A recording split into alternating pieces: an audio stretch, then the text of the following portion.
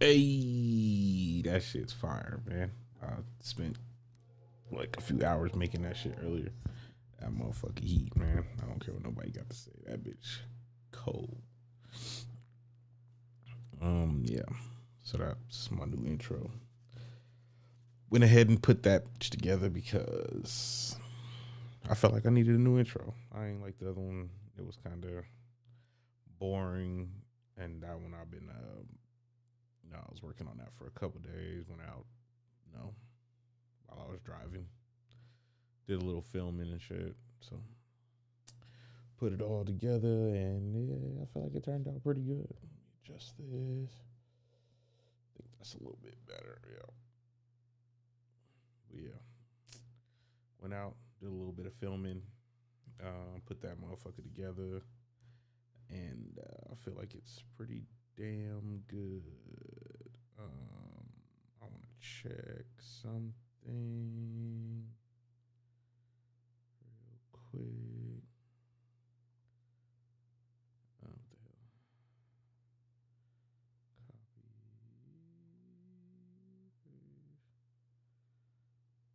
the hell?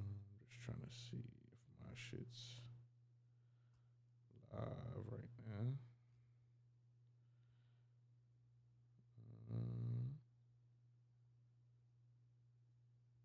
Looks like it.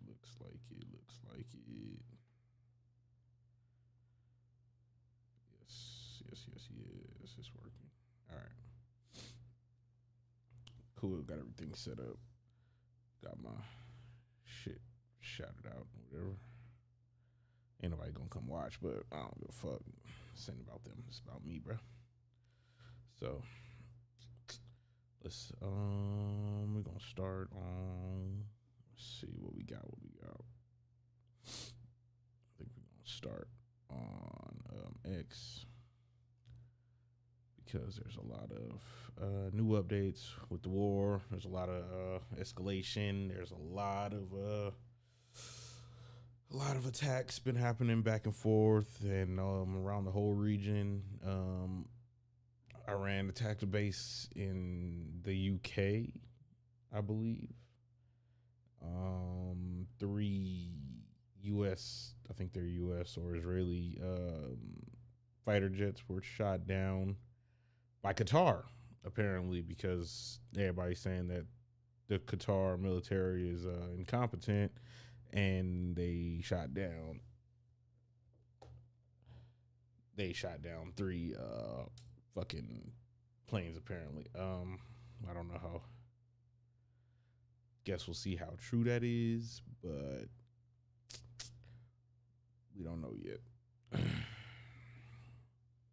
this thing in position to not move? All right.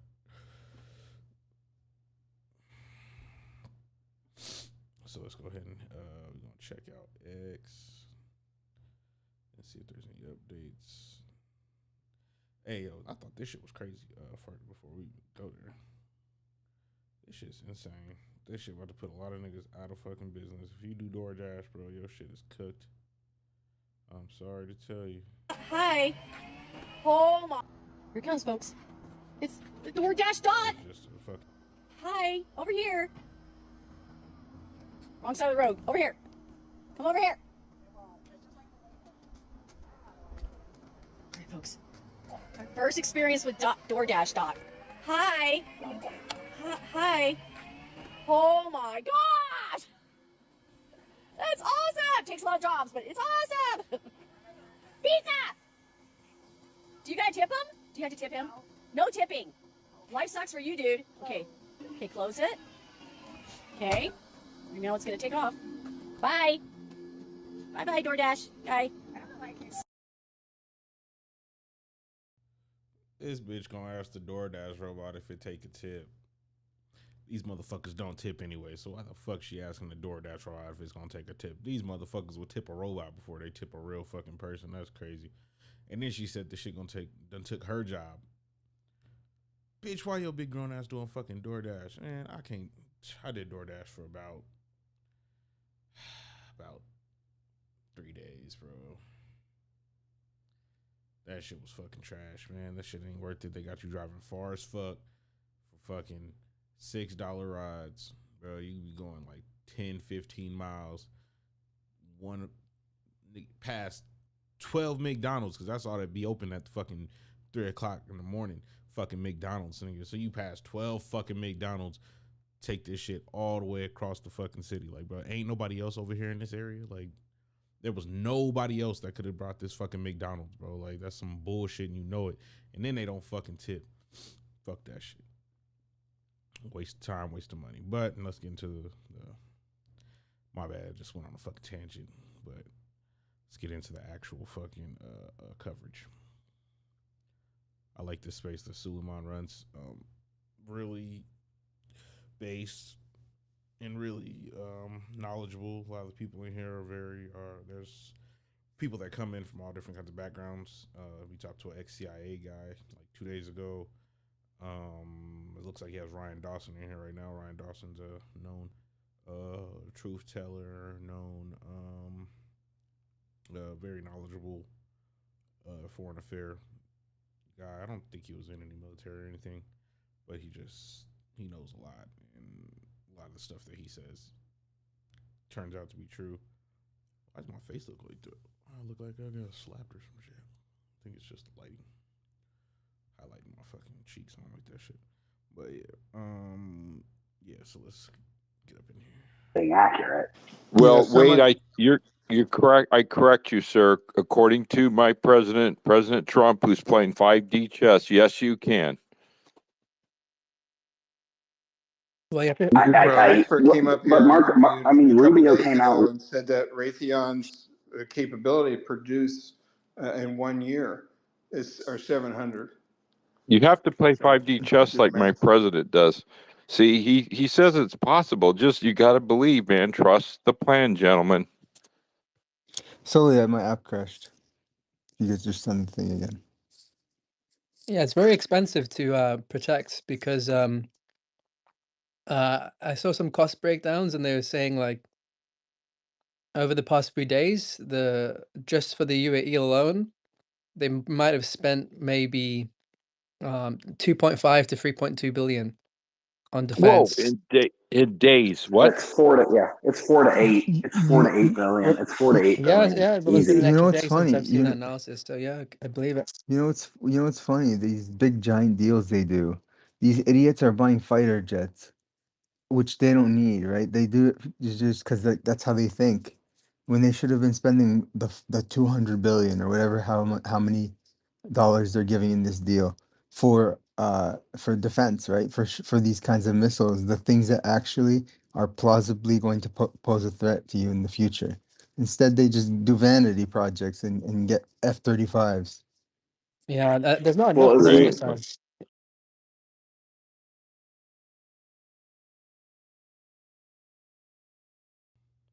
All right, so this video says while everybody's focused on bombs, Trump cut off 20% of China's oil, stuck it to the UK, brought in billions in revenue for shipping insurance, destroyed the BRICS currency hope, and opened 20 trillion in US oil access. Me personally, I don't think Donald Trump is that smart. I think he's arrogant and pompous. And yes, I did vote for him, but I voted for no new wars, and I voted for no woke shit, and I voted for not Kamala Harris because she's incompetent as fuck too. And honestly, I feel like we'd still be in this situation whether Trump or Kamala was in office. It don't really fucking matter. We was going to end up in this fucking situation. But I don't know. This may be the case, and I think honestly it was just a fucking happy accident by Trump. I don't really think this. I don't really think this guy knows what the fuck he's doing at this point. I'm not saying he's never known what he was doing, but I'm just saying at this point, I feel like he's just winging it, and something like this just happened to work out for him. I don't believe that we're in a better place with this situation. I feel like we're kind of fucked. That's just being honest. And this is something that CNN. What does Trump's new shipping insurance declaration for the Strait of Hormuz, Iran, Venezuela, and the Panama Canal and China all have in common? Well, come on down this rabbit hole with me, and believe it or not, it starts right here in America with protests. I couldn't help but notice that all the protests in the U.S. within hours of the Iranian strike, this seems pretty well organized. In fact, they're all carrying bundles of signs to distribute to the crowd. Look at the nice yellow, black writing. And have you ever noticed that all the people protesting these airstrikes in Iran have the exact same signs, exact same fonts, exact same colors, and in many cases, some of these appear to be the same people from the Venezuela protest a month ago. Also, these signs look very similar to the ICE out protests we saw all across the country, starting in Minnesota, too. Why? That's because they're being funded by the same people, well, actually, the same country, China, a New York-based leftist group identified by the State Department as linked to the Chinese Communist Party, the People's Forum, that our own State Department has linked back to China. So who are these folks? They're a I don't know how true that is. I mean, the signs are similar, and I wouldn't doubt that a lot of the people that are protesting against ICE are also protesting against this.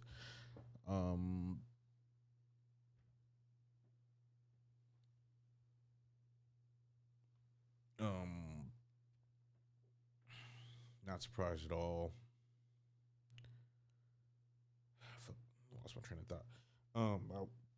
I wouldn't be surprised that a lot of people that are protesting ICE are also protesting China. Makes sense. This is really a left and a right thing. I think most of the country, 80%, was against this war, and I don't think we need to be fighting wars in other people's regions that have nothing to do with us. Yeah, I guess maybe he is sticking it to China. Maybe he is sticking it to Russia and BRICS. And maybe,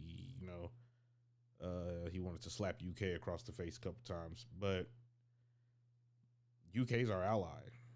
A lot of the countries in the Middle East are our allies. And this only hurts people that look to us for fucking support. As we've seen fucking Saudi Arabia, they don't trust us. They came out saying that they are, like, what the fuck, bro? Like, you're supposed to be our ally, but you're protecting Israel more than you're protecting us. Like, we're your fucking guinea pig cash fucking machine, basically. That's basically what Saudi Arabia is. Saudi Arabia is basically our cash machine in the Middle East. They've been selling oil in our dollars for I don't know how long. Fucking, I think who put us on the oil? Got the oil deal? Was it Nixon? I think Nixon got the oil deal. I believe. I'm not 100% sure. We could look that up. Who oil deal?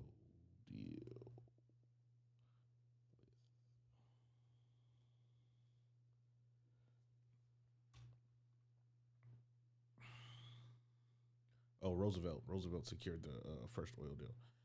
So that was 1945. And yeah. So now they're like, hey man, what the fuck, bro? You supposed to be taking care of us too. Like, you over here taking care of them. Like, where's our fucking backup? We running out of missiles over here. They shooting at us. We ain't do shit. Like, we neutral in this shit. And they shooting at us, nigga. Like, what the fuck? So yeah, Saudi Arabia is pretty pissed. Dubai is pretty pissed. MBS is pissed. Just a lot of different parties. There's been fucking uprisings in a lot of these countries. There's people that are protesting what's happening all across the world. A lot of the countries across the whole world are condemning our attack.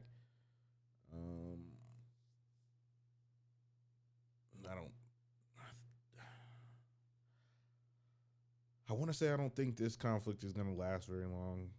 I hope this conflict doesn't last very long, but it's hard to tell at this point.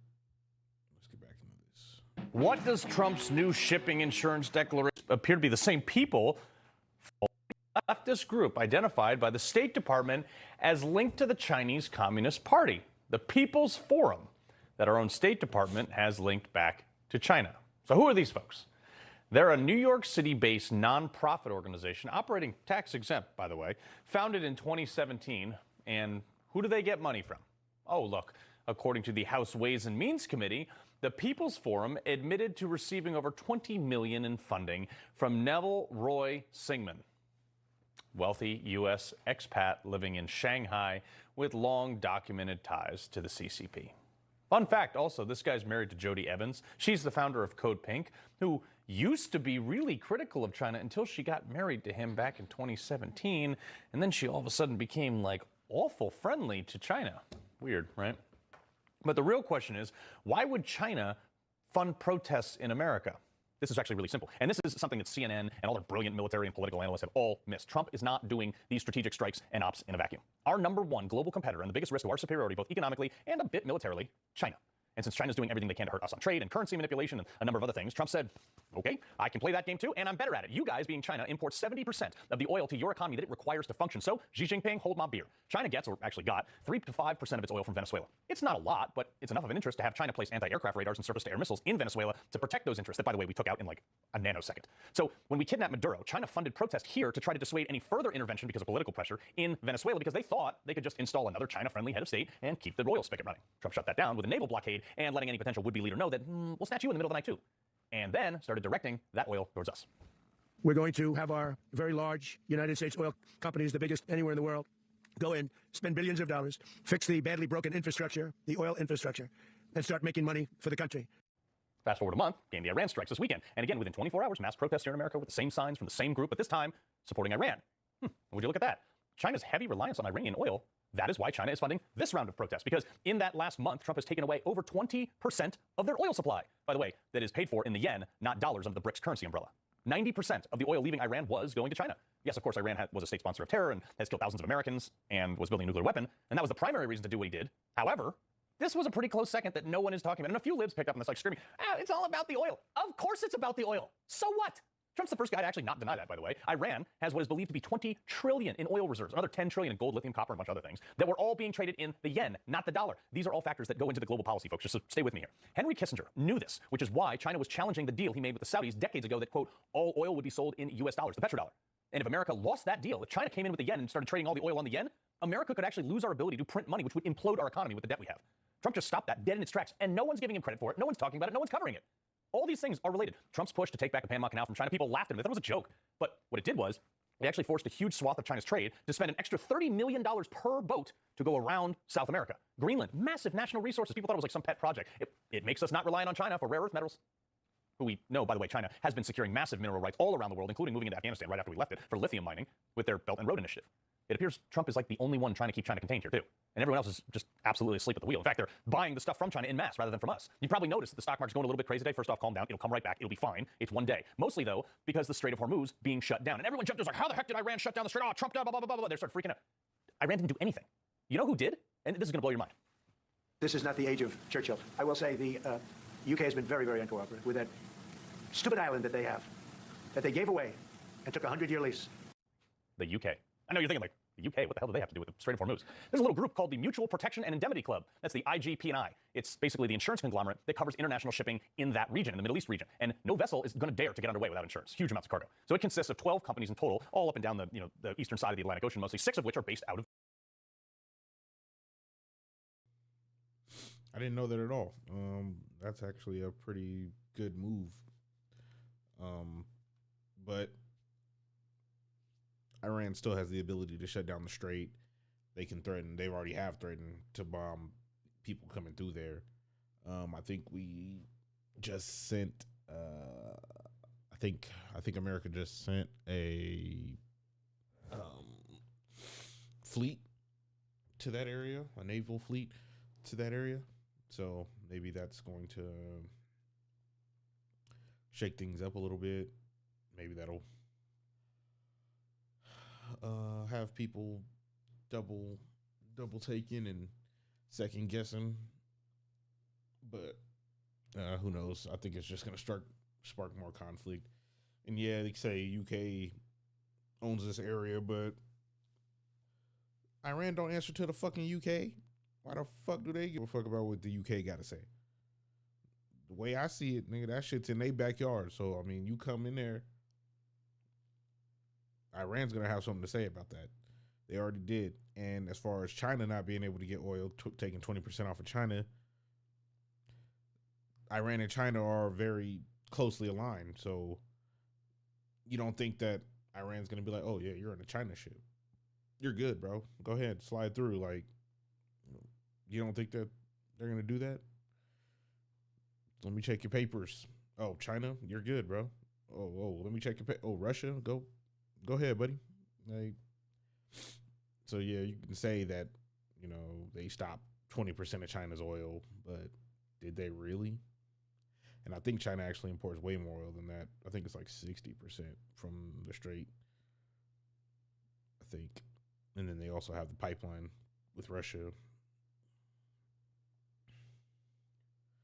This doesn't really affect us too much. We only get like 12% of our oil from that area. The rest of our oil comes from Canada, like 60% comes from Canada. And I think the rest, some of it comes from us ourselves, I think.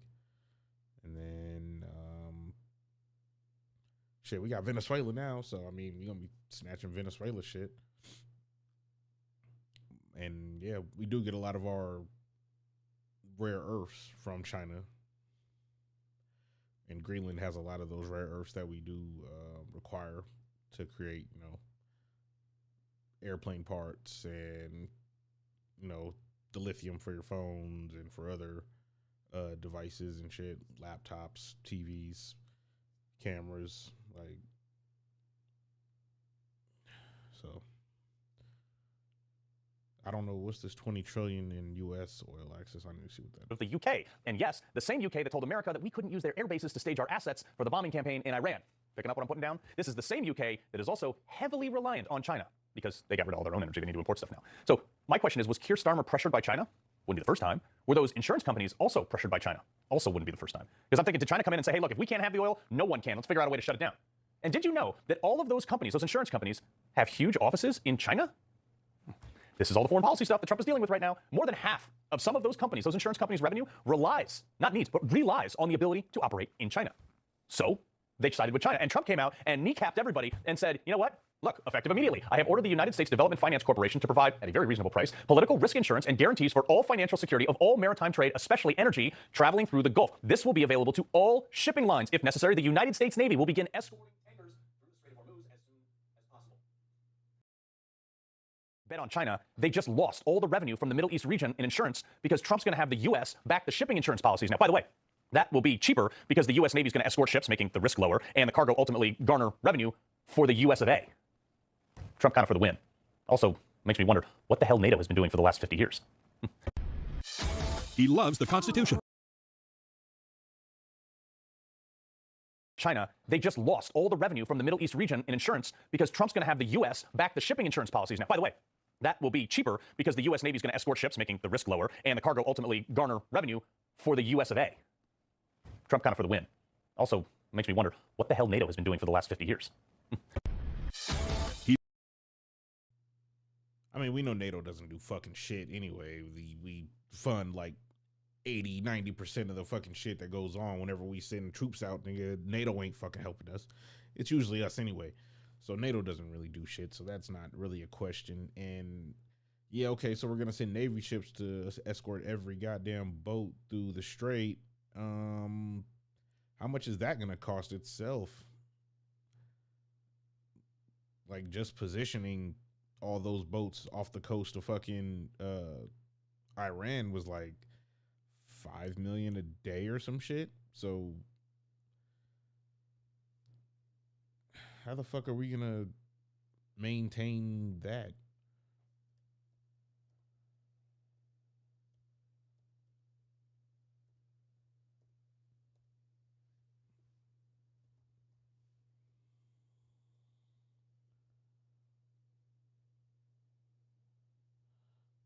I'm trying to say, how much does it cost to keep a destroyer? How much does it cost to, let's see, maintain a destroyer?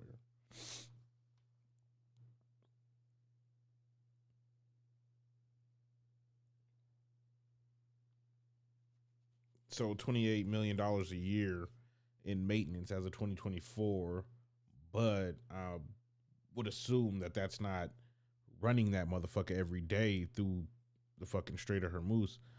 I would imagine that those costs are probably going to end up going up, because if you're running that bitch more consistently, how often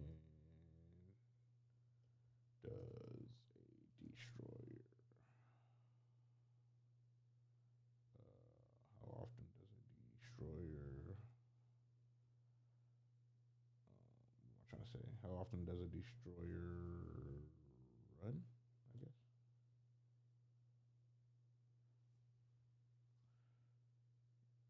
$10 days to 2 weeks per month for training, 6 to 9 month deployments. And they might be able to rotate them, so it might be about the same. It might not really affect it that much. It's probably around the same price. Yeah. I didn't know about any of these things that were happening. I guess I'm not gonna say some good has came out of this war, because I definitely don't agree with the war at all. I mean, it is what it is, and we ain't got no fucking say so the shit's gonna fucking happen. But I'm not gonna say this is a good thing, but I guess some small wins off a big L. We could say that. A couple small wins off of a big L. Yeah. Let's go back into let's see what Al Jazeera is chopping. Forced your hand to launch these strikes against Iran? Did Netanyahu pull the United States into this war? No, I might have forced their hand. Based on the way the negotiation was going, I think they were going to attack first. I don't think that's true at all. I didn't want that to happen. So, if anything, I might have forced Israel's hand. But one day earlier, Trump's Secretary of State said Israel was set to attack Iran, and Israel was a driving force behind America's latest strikes. We knew that there was going to be an Israeli action. We knew that that would precipitate an attack against American forces. Trump alleged there was an imminent threat, even though he previously claimed U.S. strikes in June of 2025 obliterated Iran's nuclear sites. If we didn't do what we're doing right now, you would have had a nuclear war, and they would have taken out many countries, because you know what? They're sick people. But in the same press conference, Trump contradicted himself, admitting Iran did not currently possess a nuclear weapon. These people are crazy. And if they had a nuclear weapon, they would have used it. As for regime change, Donald Trump told reporters he had people in mind to take over in Iran. There's just one problem. Well, most of the people we had in mind are dead. So, we had some in mind from that group that is dead. And now we have another group. They may be dead also, based on reports. President Trump has also criticized Iran for targeting residential areas in countries that have been somewhat friendly to Iran, including Qatar, UAE, and Saudi Arabia. Kimberly Helkett, Al Jazeera, the White House. Well, earlier, my colleague Sarah Hayrat spoke to Brian Mast. He's the chairman of the U.S. House Foreign Affairs Committee and a Republican U.S. congressman for the state of Florida. I believe it's actually illegal in our the Islamic religion to use a nuclear weapon. So I don't think, even if they did have a nuclear warhead, I don't think they would have ever used it. They weren't even developing nuclear warheads. They were using their nuclear for economic purposes, for energy, to help their people out. Iran is heavily sanctioned, so it nuclear helps relieve some of those sanctions as far as power, energy wise. North Korea has a nuclear weapon. They don't fuck with anybody. They mind their fucking business. They sit over there. We haven't heard from Kim Jong-un in years. So just imagine how many nuclear weapons this guy's sitting on. It doesn't really even make sense for people to stockpile nuclear weapons because how many of them are you going to get to use? Everybody shoots off one nuke. Nigga, the world's basically fucked. Pakistan, India, Turkey, I believe, has nukes. Saudi Arabia has nukes because of Pakistan. We have nukes. I don't know if Canada has nukes. I don't think so. But Russia, China, North Korea, I'm pretty sure we have some in South Korea. Everybody dropping nukes, bro. That was like, what, 12 countries right there. 12 nukes, 7 continents. I don't think, it doesn't really make sense for me to stockpile nukes. I mean, I guess you'd have to be the only motherfucker. And then what? You're the only country shooting off nukes. After you shoot these nukes off, your enemies die. Then what? China shoots off nukes, it kills America, destroys America. Then what? Everybody's going to be looking at you like you're fucking crazy. Nobody wants to play with the fucking kids that just fucking, nigga, that's like you digging in your goddamn nose. Now you want to go play with people. Bro, don't fucking touch me. We're not fucking with you. Like, nigga, you just nuked everybody. You think we're going to come and associate with you? Like, that doesn't even make sense. So, I don't think Iran would have nuked anybody. They're not the country in the Middle East that I'm worried about nuking people. They were a part of the non-proliferation treaty. There's other countries that aren't a part of the non-proliferation treaty in that same area, and they don't even acknowledge their nuclear capabilities. So it's all just cope. I don't think they were gonna shoot anybody. I don't think they were gonna strike anybody. I mean, why wouldn't they have done it already?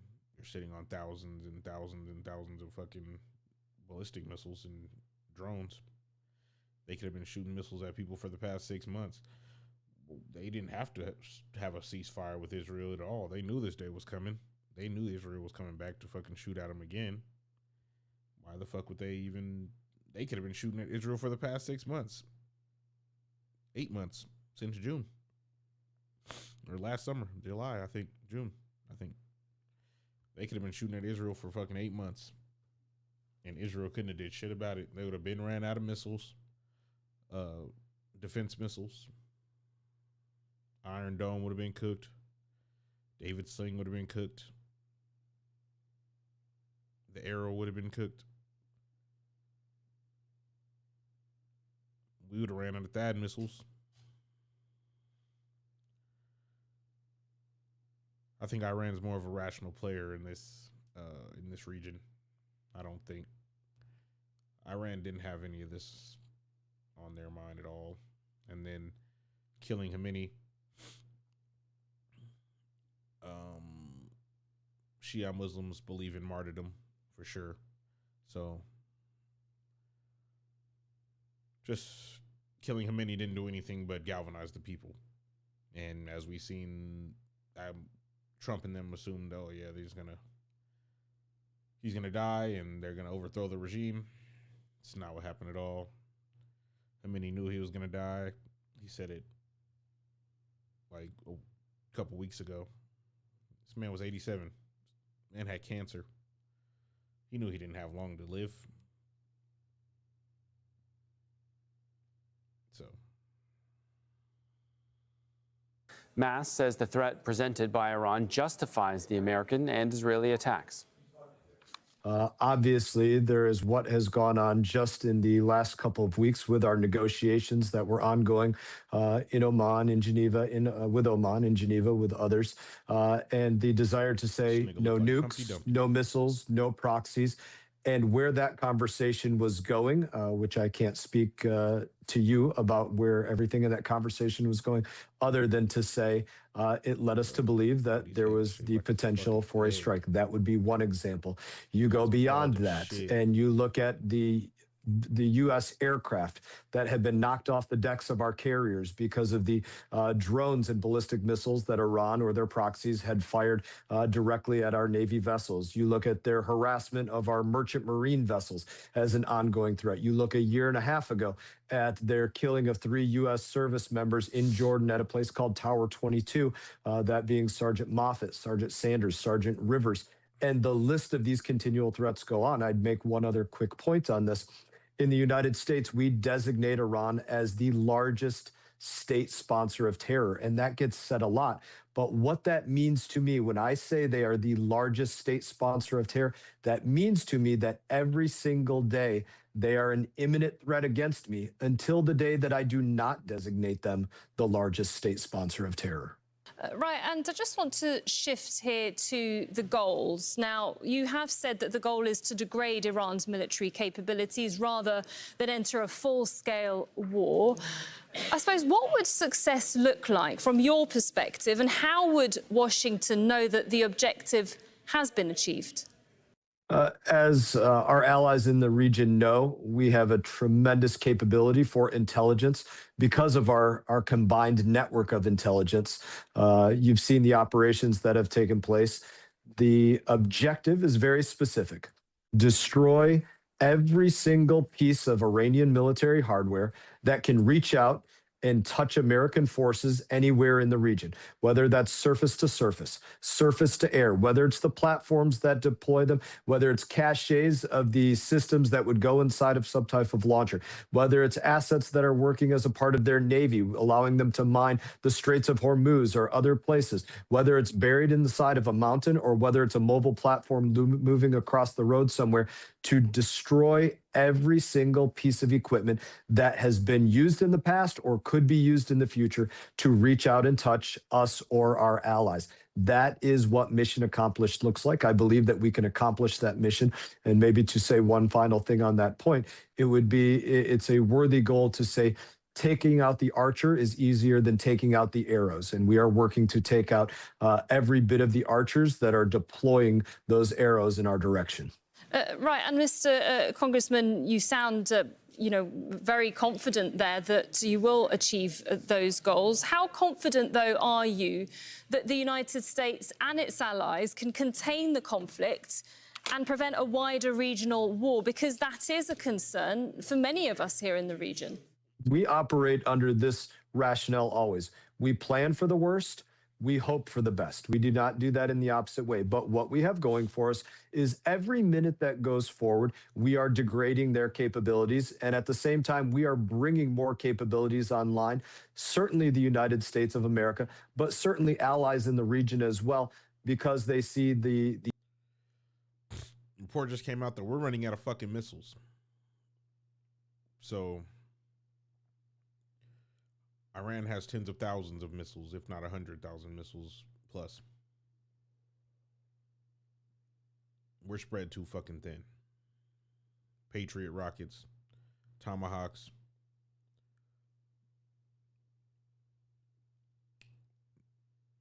We don't have the capability to sustain this.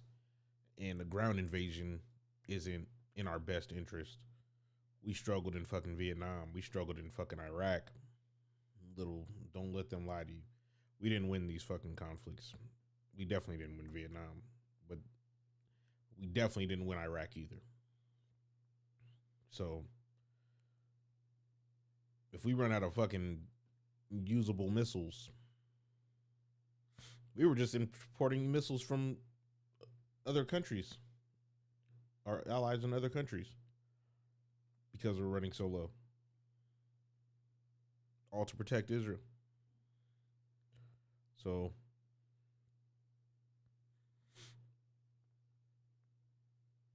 I mean, we don't want a ground conflict. These people are fucking incentivized to keep fighting. They're not afraid of death. And we've made it to a point where they hate us more than they fear dying. And they will fight till the very end. And there's nothing we can do about it. The justice in what we are doing, I think, in part, and additionally, because of the attacks that Iran has taken against those allies in the region that have caused them to say, you know what, we are not going to stay out of this fight. We are going to get involved either in a defensive or an offensive posture. Right, and the US has had long-standing partnerships across the Middle East for decades now. How do you see allies in the region responding if the tension does continue for a long time?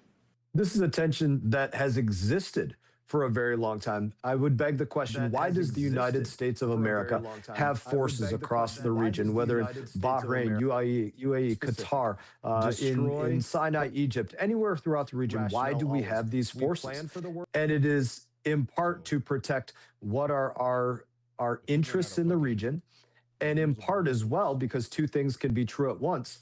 So many of our partners and our allies want us there because they realize they are a couple-minute supersonic jet ride away from Iran.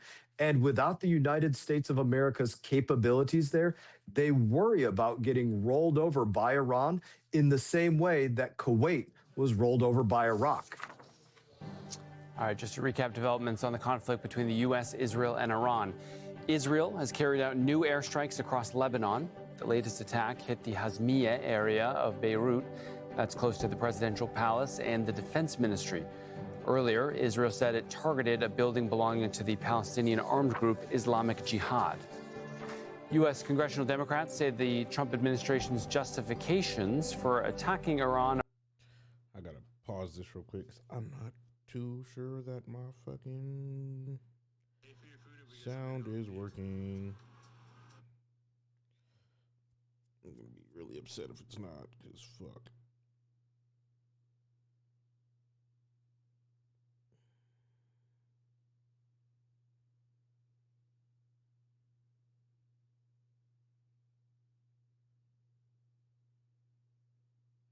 Yo, yo, yo, yo.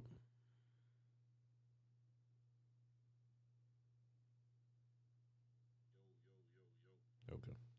So my sound is working. I thought I was tripping. So I was checking it on my other screen. I couldn't tell if it was playing back or not.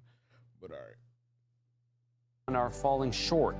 The Senate will vote on the Iran War Powers Resolution on. Let's go check out Suleiman's space. On the space, and people can't get in, but you can, Doc came back up again and was spoken. And a lot of weird things happened. So guys, I do need you to retweet the space, reshare it, let everybody know we're live. Let's get as many people in as possible. Anyone who quote tweets the space, I will retweet your quote.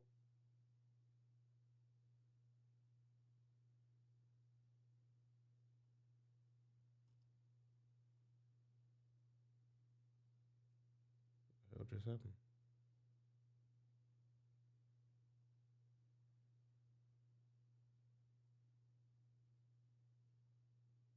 Miz, you can you hear him, Ivy? Okay. Doc, can you hear me? Abundance. Yeah, I got you. Okay, well, it might just be him. Let me just drop him.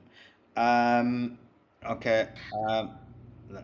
If you guys can retweet the space, reshare it, let everybody know we're live. There wasn't bombing on Israel, and then the space got cut out. So just if you can do that for me, that would be awesome.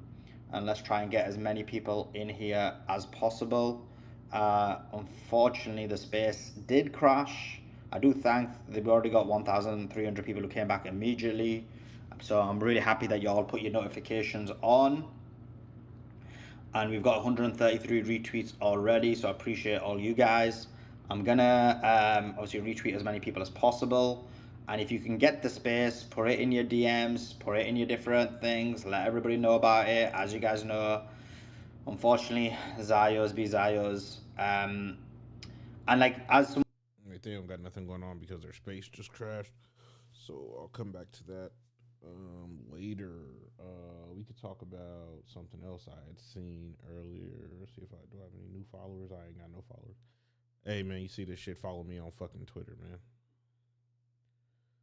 I ain't got no followers. 409 niggas ain't follow me back. Like, what the fuck? Fuck them. But yeah. Dope ass picture on the back. Y'all see that? That shit dope. All right. One I think I wanted to see was, this man right here. Billy Boy Clinton was on the stand looking crazy today.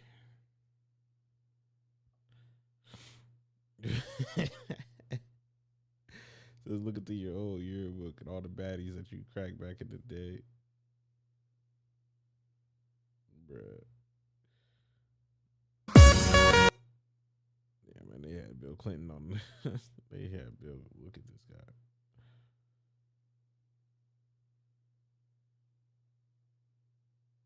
Bruh. You know this man butt ass naked right here. Where is the... There was a press conference earlier. Here's some of it. Bill Clinton seen smiling at Epstein's photo before attorney quickly intervened.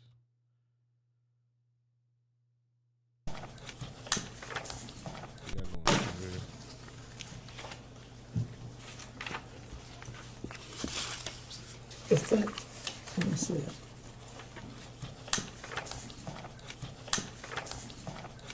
What's that picture of?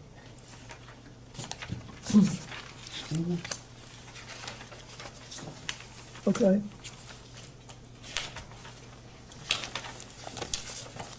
Mr. President, we have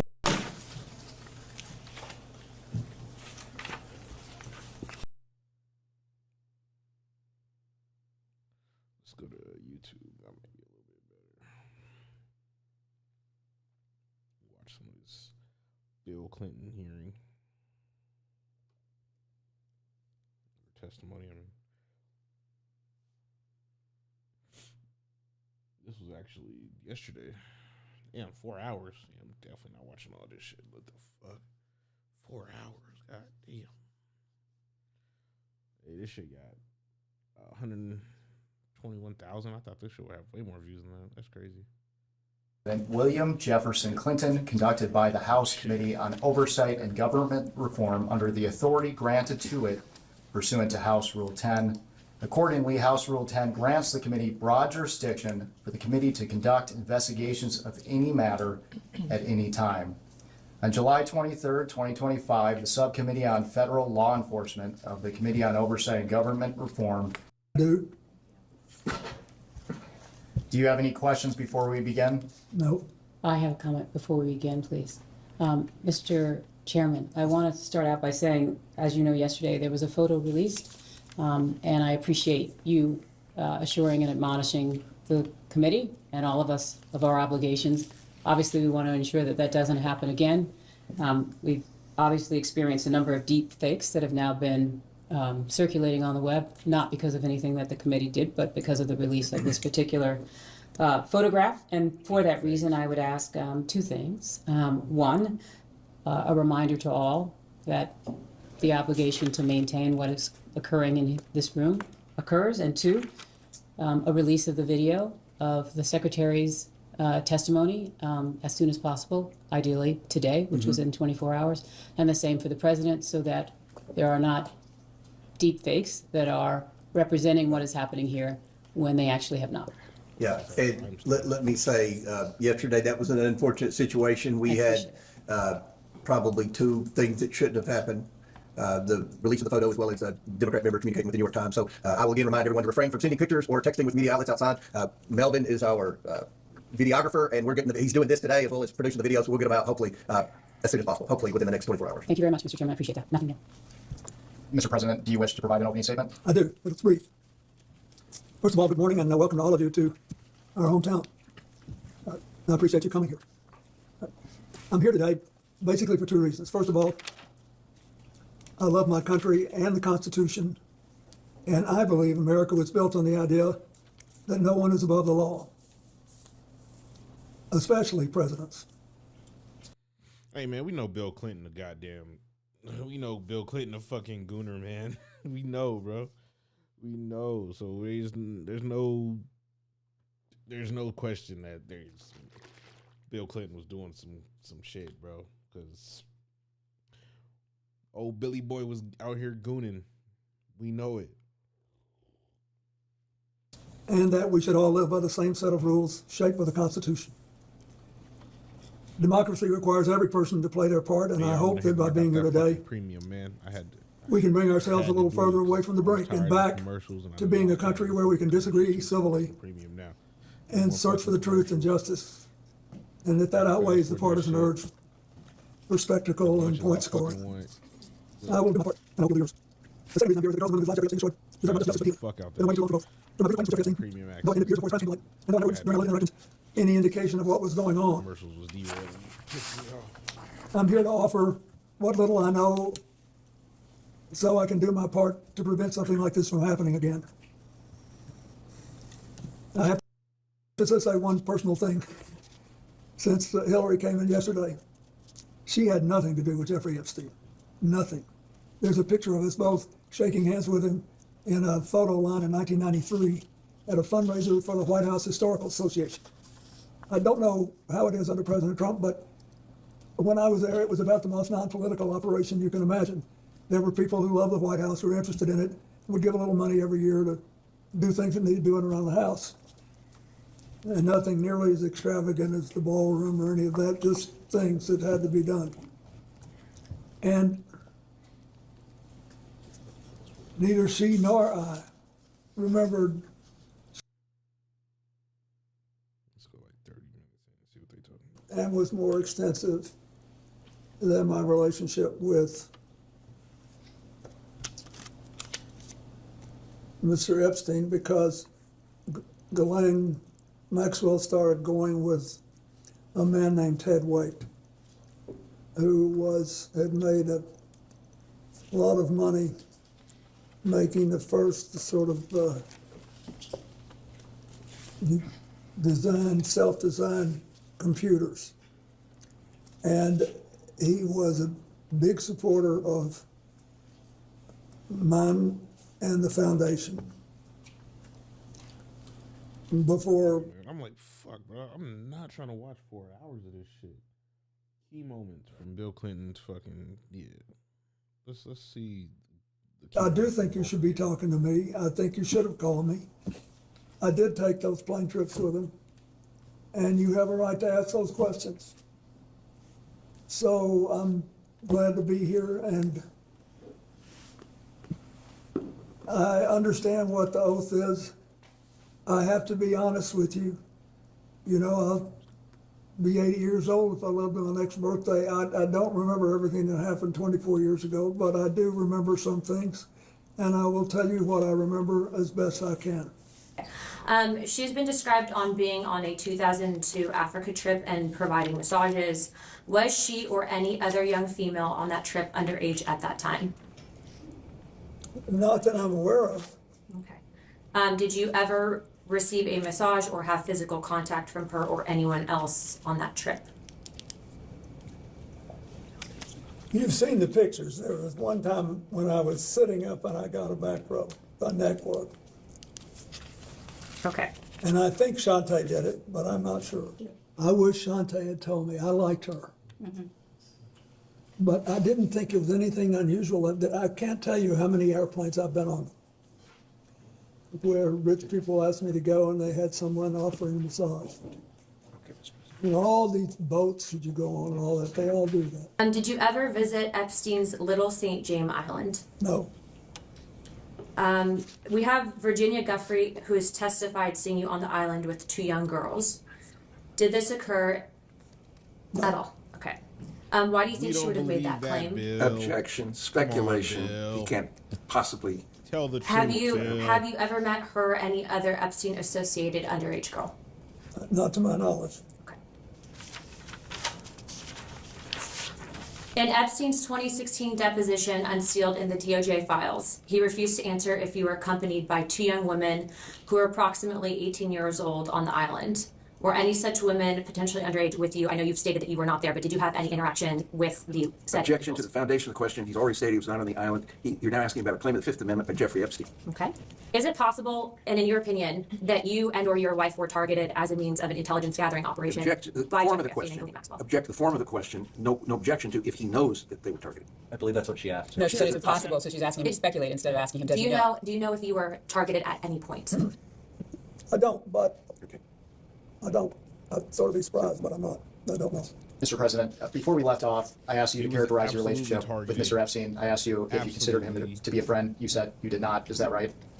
I said we were friendly and we had a cordial relations, but I didn't know him well enough because we had almost no contact beyond what I described. At this time, I'd like to introduce what will be marked as Majority Exhibit 13. And this is Bates marked House Oversight 000126. And while it's being passed out, this is a letter from a book of letters, which it's his 50th birthday. Jeffrey Epstein's 50th birthday. Questions? Mr. President, do you recognize this letter? And for the record, does this appear to be your handwriting and signature? It is. And why did you write this letter? Why did I? Because I was requested to contribute a nice letter for his birthday book. And who asked you to write the letter? I don't remember. Would Miss Maxwell have asked you? I don't know. I think someone on my staff asked me. Now, there's a word that our committee has not been able to identify, and in our defense, the Wall Street Journal has not been able to identify. Imagine being on his staff. Can you please read the letter for the record? Yes. It's reassuring, isn't it? To have lasted so long across all the years of learning and knowing, adventures and errors, and still to have your childlike curiosity, the drive to make a difference, and the solace of friends. Not a bad letter. And because we haven't been able to identify that word until now, what did you Which mean? word was it that you could not? Solace, you couldn't? No, errors. Errors. What do I mean? Anybody who's lived 50 years and done anything has made mistakes as well as progress and done things. But for the record, you weren't referring to errors in judgment that Mr. Epstein had related to his inappropriate activities involving you? Absolutely not. I knew nothing about that. We have, as you know, in the files that were released, there were several photos that included you, and we have an exhibit here. There's just one of the photos, and Exhibit K, Minority Exhibit K, yep. and we'll have that passed around. And what we're trying to get at is some context for the public on whether you remember this photo and any details you may be able to provide us about it. So, do you recall the details of this photo? Recall the photo being taken? No, I don't think I ever knew the photo was taken. Okay, and for those who can't see it, it's a photo of you in a hot tub. There's a person next to you here. Do you remember where it was taken? Where was it taken? I'm almost sure that this taken, I think there's an adjacent photograph, which you probably have, that if people saw it, they would feel that someone was trying to con them showing this picture. But anyway, this picture was taken in Brunei. And we flew one night. Pretty sure it was that picture we was just on the trip to Asia, the last very long leg. You said we. Who is that including? Well, my whole team that was working on the AIDS issue, and Mr. Epstein was there, and Miss Maxwell. But anyway, we got to the end of the flight was Brunei. It's a tiny place, but a very wealthy one. And the Sultan of Brunei was a man that I had gotten to know well in my 8 years as president. And his first involvement with international matters was basically to join the Asian Pacific Economic Leaders Conference, which I started and which he attended. And then he was very proud of that. And he hosted, his time came to host it. You know, you do these things in a rotation. And it came either at the very end of my term or maybe the next year. Anyway, he wanted, when he knew I was coming, and he said he wanted to help me with my AIDS initiative, and he invited me to stay there. And he said, I want you to stay at this hotel, and I hope you'll use the pool. So I did. And then I got out and went to bed, exhausted. Just for the record, there's another picture that also shows this as part of the larger pool area. Do you all have that so that he can refresh his recollection with respect to that? We should have it.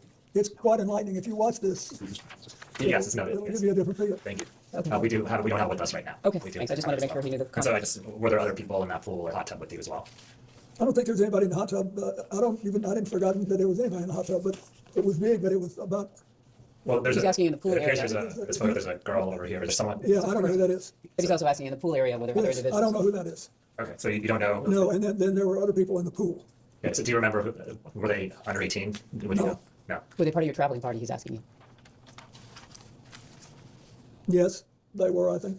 I think everybody there was part of our party. It was late at night or late-ish, and I also believe that there was a Secret Service agent there at the other end of the pool. Okay, and was this in public? No, it was a hotel room, and the Sultan wanted us to stay there, and the water, this big pool, was on the same floor that there were several suites, and so we went out. I swam around. I sat in the hot tub for 5 minutes. I could, or whatever it was, and I got up and went to bed. And then I have to ask this: did you engage in any sexual activity No. with this person? Okay, thank you. Mr. President, Come on, there's Bill. been new information that has come out regarding who's in there the clapping, autopsy of Mr. Epstein. I would just like to ask you personally and Monica directly, wasn't the do only you believe that one. Jeffrey Epstein killed himself? Are you asking him to speculate on how Mr. Epstein died? I'm asking what honey pot. the president She wasn't thinks the only So of. you're asking his opinion? Mr. President, was your friend Jeffrey Epstein Are you suicidal? classifying him as a friend who he has testified that He he was has called friendly? him a friend in a letter. He said he was Not friendly, my but not, friend. you've asked for his Mr. testimony. President, do you believe that Jeffrey Epstein was suicidal? Yeah, they pissed her off, bro. That is not his friend. He was friendly. Hey, man. That's her job as a lawyer, though. She's, Do you know? Was he ever She's asking suicidal? us if you're I understanding. don't know. I only know what the medical finding was. I think maybe he finally got caught. And I don't know. I've accepted it in my own mind. I don't know what happened, Mr. President, what did you accept? That he killed himself or that he did not? but he did. But I don't know. Yes, sir. Thank you, Neither Mr. do you. We President. don't. None of us know. We weren't there. Mr. President, it's been an honor. Thank you. It's, Jeffrey again, it's from GMAX, is- Ghislaine Maxwell. Yeah, I read We it. believe, In Israel, it's redacted, chilling, we bro. having seen the Apparently redacted playing files, we Fortnite. believe that the Somebody two found his Fortnite account. is to the same email. Fortnite, It says, bro. sorry to hear about the Bellsberg stuff is bad news, even worse, that it may be damaging. You know that one of my pet fears is that in London I am press toxic, so I hope that I never add to your woes in that department. If I hear anything, I will of course let you know. I could not help myself. There was one juicy little tidbit I did let out, the one about what a super stud that you are and how I have a crush on you and how you are hung like a horse. And well, you get the picture. Hope you don't mind. Are you familiar with this Not email? big, Are you saying at big the time it was Bill. sent or in the preparation for this? At the time that it was sent, were you familiar with it? Oh, no. Are you familiar with it before? Yes, it's Okay. now famous. Okay, well, what can you tell me about your knowledge of this email? So if his knowledge is only from when he was prepared for this hearing, that would have been with his counsel. Or is that what are you asking for outside of any preparation for Yes, this hearing? Mr. President, do you believe that Mr. Band sent this or received this email? I do. Okay. So, and there's more. Let me go to the next one. Exhibit, which would be number 20. And the answer is, I don't know about There's this. no question. At the time. I would just ask you to clarify whether or not you're asking if he knows about these emails at the time they were sent, or if you're asking whether or not he came to learn about them in the course of preparation, just so that distinction in time is clear. Okay. Unbelievable.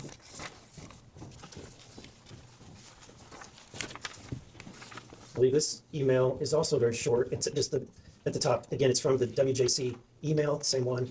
And it says, this email is silly. I want to spank bottoms tonight. Who's it from? It's from the same email account, the same email that has been used before, the WJC email. What was your knowledge of Mr. Band's relationship with Ghislaine Maxwell? I knew he was, basically, he contacted her in the same way that she represented Epstein on things. I did not know, nor did I need to know, that they had a personal relationship for Did a they while. have a physical relationship? Are you asking him whether or not they had a physical relationship? You believe they had a physical relationship? I don't know for sure. And just to be clear, you said it, but you did not have a physical relationship with Ghislaine Maxwell. The president's answered that question. Yeah, multiple absolutely. times. Shaking Your like a statement in motherfucker, bro. 2019 Look about at only this. meeting with Jeffrey Epstein on 2 occasions briefly. Yeah. That is not was a correct, I'm going to object to that characterization. I That is believe- not what the statement says. Okay, so the You're third reading the Daily paragraph Beast down, article. which your leftist rag, by the way. And on the third paragraph down, it says, in his Monday statement, Clinton said he had only, quote, one meeting with Epstein in his Harlem office in 2002, and around the same time made one brief visit to Epstein's New York apartment with a staff member and his security detail. Those are the two That is in separate addition to references. this. So the Daily Beast, Bill Clinton failed to mention his intimate dinner, 1995 dinner with Epstein. That's by Pilar Melendez on the 11th of July, 2019. All right, Mr. President, your statement saying, only met with Epstein briefly twice. Was that part of an effort to cover up your close relationship with Jeffrey Epstein, Object correct? to the form of the question. Misstates the record.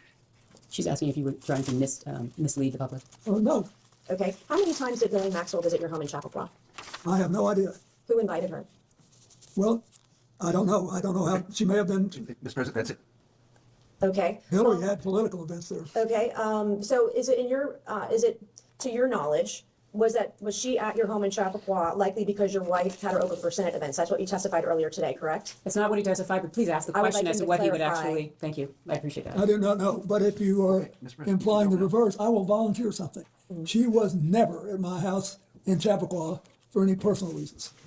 I didn't say anything for anything No, personal. you didn't, but you had a great tone in your voice, and you're very good at it. That's just. Thank you. I'll take that as a compliment. I It is a appreciate it. compliment. Thank you. And I did not go to Yale Law School or any law school for that matter. Mr. President, Yo, not Bill still macking, bro.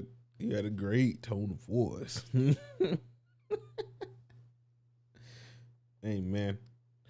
You can take Bill out the White House, but he's still gonna be Bill. Man. Did you ever make any kind of attempt to influence the media's coverage of Jeffrey Epstein? No. At this time, I'd like to introduce what we've marked as Majority Exhibit 23. And this is Bates number EFTA 02792895. One page.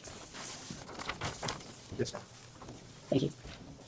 I don't know who that is.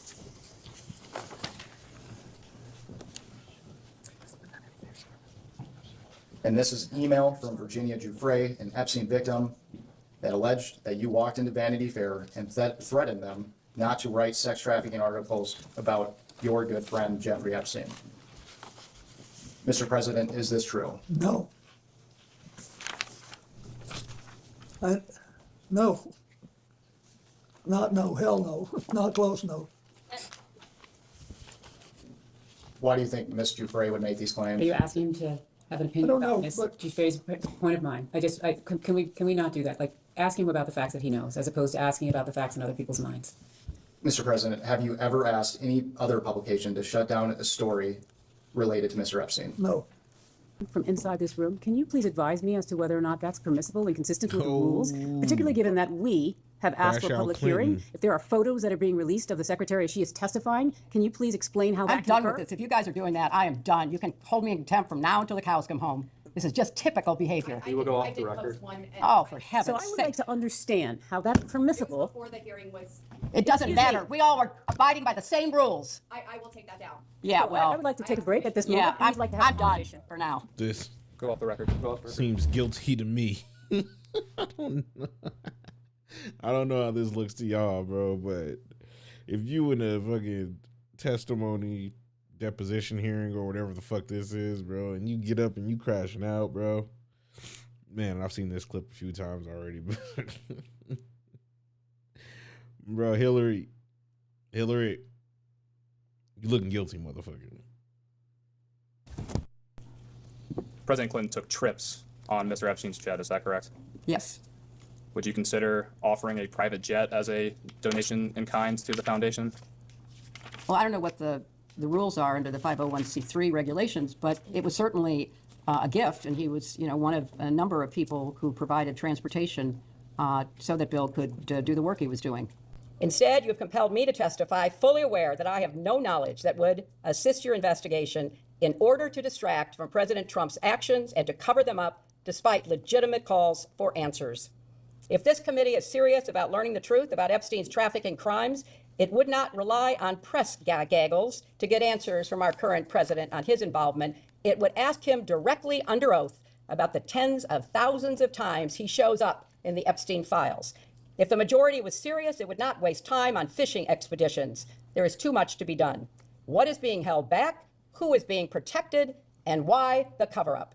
As I stated in my sworn declaration on January 13th, I had no idea about their criminal activities. I do not recall ever encountering Mr. Epstein. I never flew on his plane or visited his island, homes, or offices. I have nothing to add to that. The original email here is from Mr. Colomb, and he asked, could you organize a discreet meeting between Sarko and Hillary Clinton in New York? If not, who should we ask?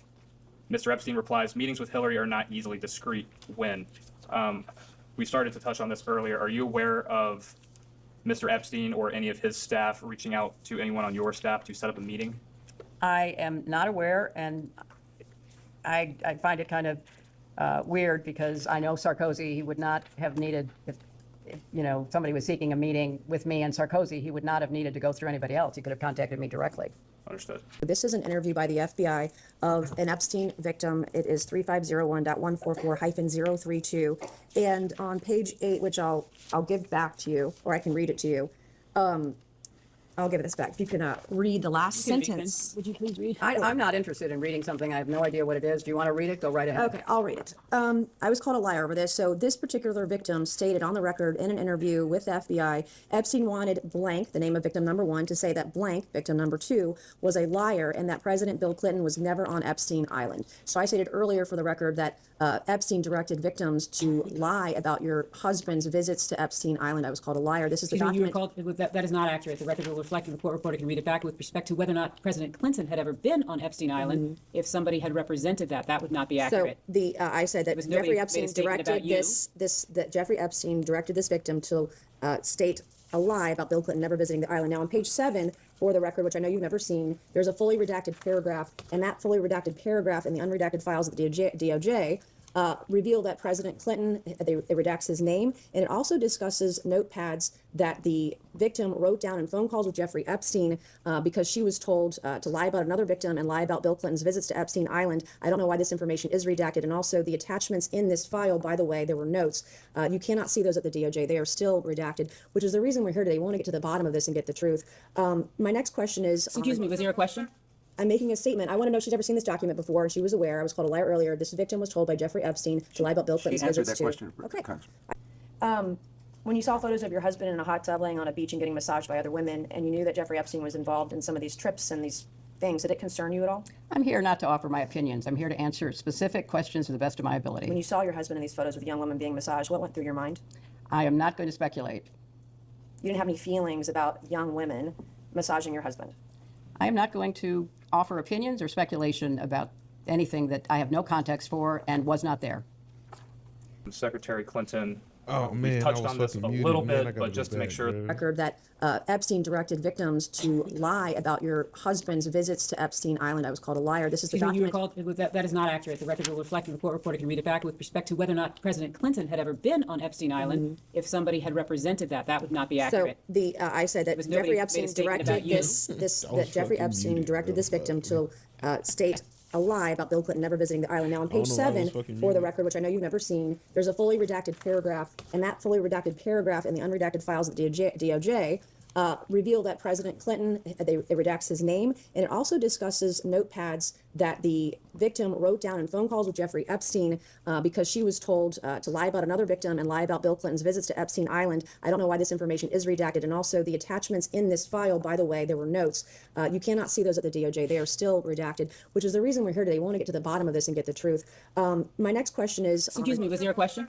I'm making a statement. I want to know if she's ever seen this document before, and she was aware. I was called a liar earlier. This victim was told by Jeffrey Epstein to lie about Bill Clinton's She answered visits that to... question. Okay. When you saw photos of your husband in a hot tub laying on a beach and getting massaged by other women, and you knew that Jeffrey Epstein was involved in some of these trips and these things, did it concern you at all? I'm here not to offer my opinions. I'm here to answer specific questions to the best of my ability. When you saw your husband in these photos with a young woman being massaged, what went through your mind? I am not going to speculate. You didn't have any feelings about young women Why? massaging Why did your they husband? ask her that like I am that, not going bro? to Just offer assholes. opinions or That speculation was a about fucking anything that asshole I have no move, man. context for and was not there. Secretary Clinton. We've touched on this a little bit, but just to make sure the record is totally clear here, you have said that you've never been to Mr. Epstein's island. Is that correct? You know You've what? never been. I am so tired of answering that question. If you have one scintilla of evidence to the contrary, put it forward. I have never been on his island, period. I've never been in his homes, his offices, his anything. So I don't know how many times you have to say the same thing over and over and over again. And I just am struggling with the relevance of all of this. But no, I never have been. I really appreciate that question. And I can't say that about many of the questions, but I really do appreciate that question. And I think it's an absolutely essential question for you to try to examine and find answers for. And I think you said that you had either document requests or maybe even a subpoena to the CIA. I would also include the DNI. I would include, any counterintelligence or appropriate unit within the Justice Department. I think you have to cast. Jeffrey was like, "Hey, Bill,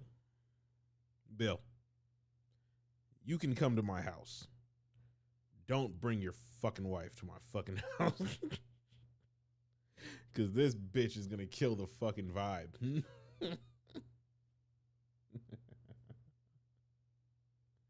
Hey, yo, even though young Hillary was fine, though. Young Hillary was a wide net. And now that, as you describe, the government in the UK is investigating both Andrew Mountbatten and Peter Mendelsohn, maybe they would cooperate with you in their investigation. And maybe, you know, you could reach out to the intelligence agencies of other countries that you're looking at. Israel has been mentioned. Perhaps that is one to be. I don't think Iran is going to cooperate, but I think, or Russia, but I think you could, you know, certainly go to the UK and go to Israel and see if they would be at all helpful to you. In your experience as Secretary of State, and I know you were First Lady, but you were more active, in my opinion, than most First Ladies in the President Clinton's administration. Does he exhibit characteristics? Is there a pattern that would lead you and your expertise to believe that he was an asset?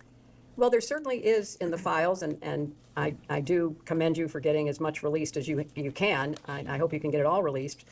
She wasn't bad. You know, hints of relationships with powerful foreign leaders, pictures, emails, meetings. He was clearly somebody. First Ladies in the President Clinton's administration. Does he exhibit characteristics?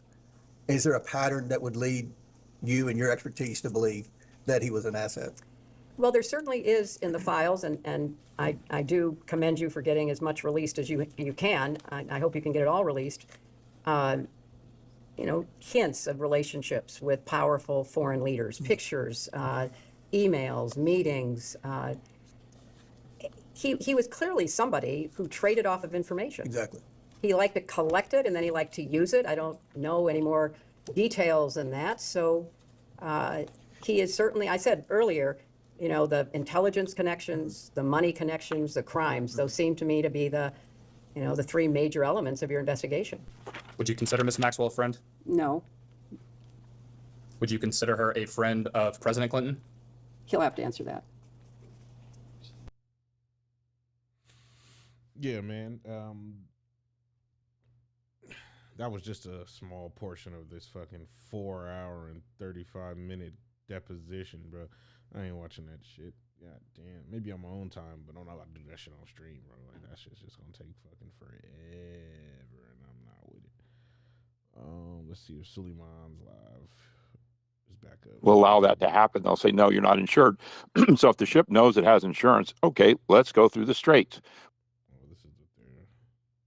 Also in Baghdad. Yeah, go for it.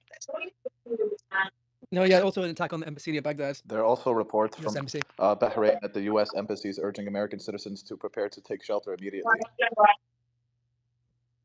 What's that background noise? What was that? Is that... Okay. That's the Lee critique guy. Bro, this is what happened to bring random. Le critique is having problems. Okay, cool. Let's go to Truth Bomb Master. Go ahead, Truth Bomb.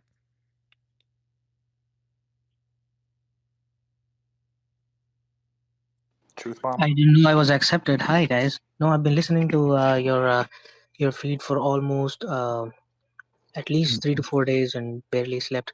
This thing is just crazy. But I have wanted to tell you that Israeli media is telling that American B-2 bombers are right now throwing bunker buster bombs on the underground missile facilities in Iran.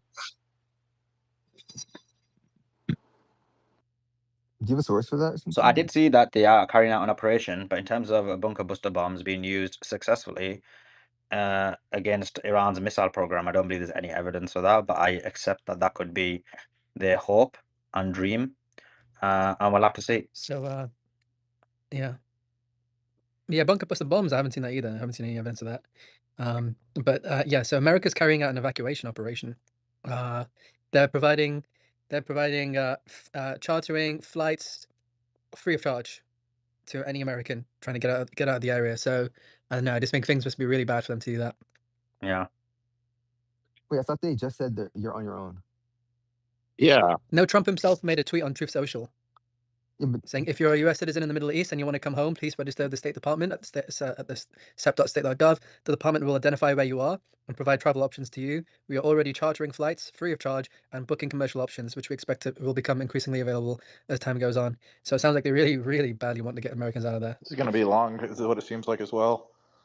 Yeah, that's what it kind of seems. Yeah. That Seems like specific evidence for order that. of we cannot evacuate, and if you want to go through the roads route, was specifically for Israel.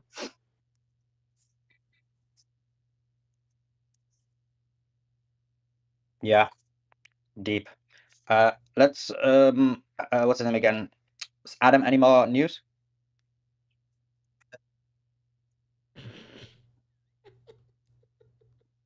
Bro, how did I know this cop was I'm gonna fall well for while that he's bullshit, bro? waiting, I'm looking Oh into my this whole god, insurance bro. thing that Trump Take this offered. It's nigga's pretty badge, crazy. So bro. What like the fuck? back during his first administration under the Build Act, he created this new finance arm, which was kind of a portion of Bro, what that's used to some be under clown U.S. aid, shit, and then man. How this the fuck you overseas fall for private that? I'm like investment oldest chick in corporation, the and so fucking together book, bro. they What's that? they You all are now wet, the gun wet, badge DFC. wet. And so what's crazy is like he offered insurance Yo, you an idiot for that, bro. for all of the maritime trade. And so, but this is kind of outside of just US. So like, and so I'm just trying to better understand like what that would mean. And you know, so for things for ship owners, the charterers, the like all of these, I mean, essentially these like let's just say they're creating new products to cover anybody that wants to buy them. That's bullshit. But like if somebody makes a claim, this comes out of tax paying dollars.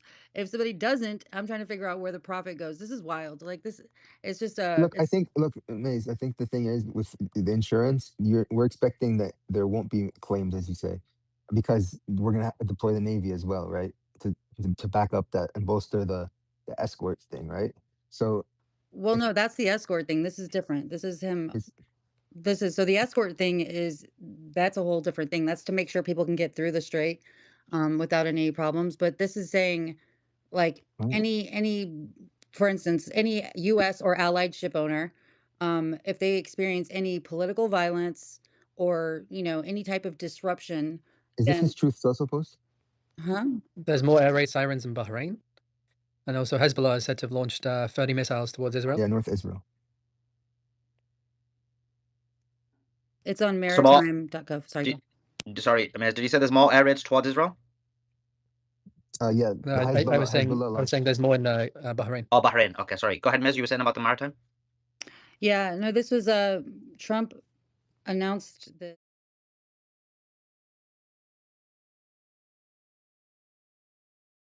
I'll chime in when I find it. I'll tell you where the website is. It's on a government site. Yeah, I saw the tweet or the Truth Social.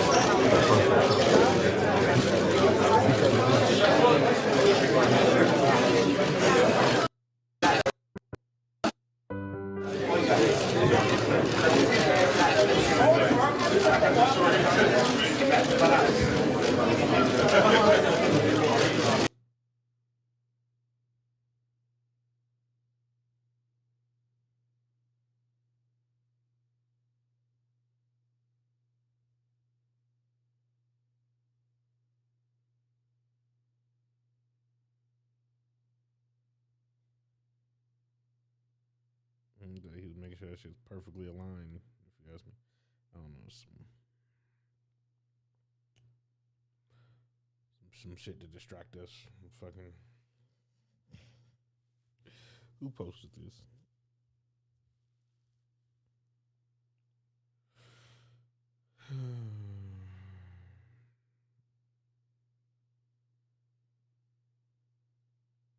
Insure them, and yeah, I mean, I think the point Oh. is the insurance is not Hold really on, breaking one second. like for There's a second, somebody named unknown, thank you, shout out to you. Second LR radar hit. It's been confirmed that Iranians seriously damaged the ANFPS 132 missile attack warning system. This in Qatar, which cost more than $1 billion, and the side facing northeast, that is towards Iran, was hit.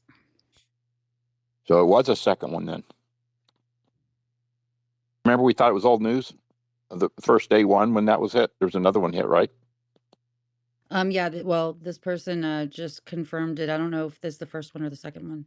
We've got direct impact in Bahrain. We've now got visuals of a direct impact on Bahrain. Did you tweet it? No, I'm just about to.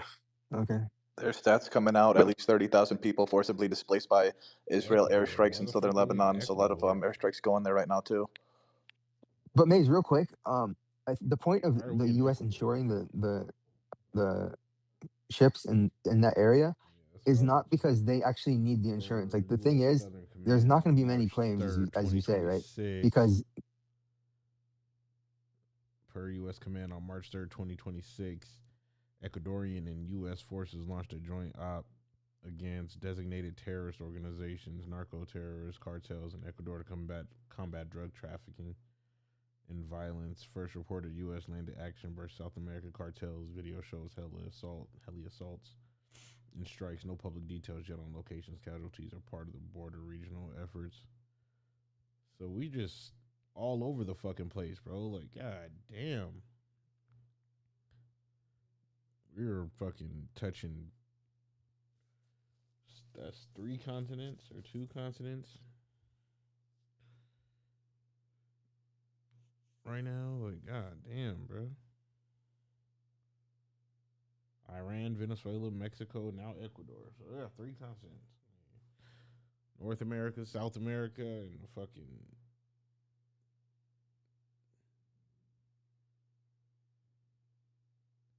is the Middle East a fucking continent? No, technically not. Is Iran Europe? No, right? What the fuck? What continent?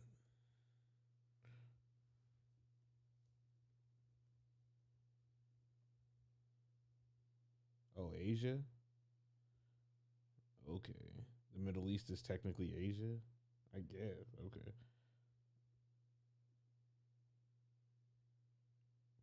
Iran is located in Western Asia and is considered part of the Middle East geographically. It sits in the crossroads between Western Asia and Central Asia. So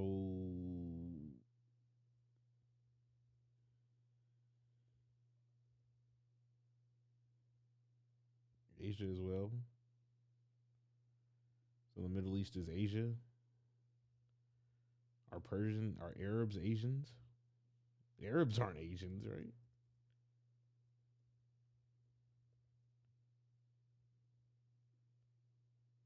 Arabs are geographically Asian because the majority of the Arab world, including Arabian Peninsula and the Levant, is located in Western Asia. However, they're often classified separately from East and South Asians in social and legal context.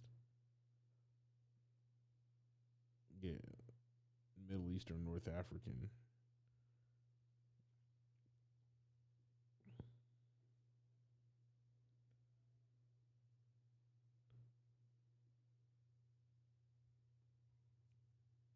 Which would make it Does this make non-economical Jesus to Asian? do their trade or to move the No, stuff. right? You get what I mean? So they're removing that burden. Usually you don't claim on insurance, but if you Borders are fake. if it's $700,000 a month or something, that's way too much. So yeah,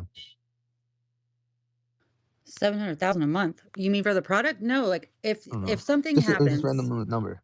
I'm just saying. Yeah. I feel you. I mean, I don't know. I'm just once I do a little digging, I'll come back with my what I find, and then we can talk about it. Right now, I'm still trying to understand what it is. Yeah, okay, but see, that's the problem because when the straits closed and a container ship, merchant ship tries to go through, and they say, "Oh, you've got to pay. You can't go through here unless obviously no ship captain, no insurance company will allow that to happen." They'll say, "No, you're not insured." So if the ship knows it has insurance, okay, let's go through the straits. But any sane captain's going to realize we got a 50 chance of being hit, killed, sunk, I don't know. So Trump's saying, yeah, well, to reassure you, on top of paying your insurance, we'll even provide you naval escort. Well, and Ryan Dawson and I were talking about that. All it takes is one strike, very simply done from Iran, hit that escort ship, blow up, kill them, and then also hit that container ship or even sink a container ship in that very tight strait. Again, we're back at square one. They control that strait. So it's a no-ender. I mean, it's a dead end there. It's really a dead end. Pretty sure that's what I said earlier. Yeah. More So sirens you going think off they'll right now. go around the Horn of Africa, or not the Horn? Exactly what I said earlier, South Africa. bro. Like, Yeah, that's the Cape, around the Cape. Yeah, but that adds just an enormous time. But then I know you know that. But here's the problem: coming out of the Gulf is the shipments coming out of the Gulf. It's still you're having to deal with that choke point. I keep seeing people post these videos of fucking Dubai and Oh, we're so safe. Reality Oh, tells the truth. nothing is happening Social here. media tells you something else. Nothing is happening It's wild. here. It's so safe here. The fear-mongering gotta stop, man. I think these are paid actors. I don't think these are... If this was any other city, would y'all be doing the same thing? Probably not, because nothing looks as beautiful as this. I'm ready to say goodnight to Dubai. 4:30 a.m., March 4th. Clear skies, a beautiful, safe, an amazing city.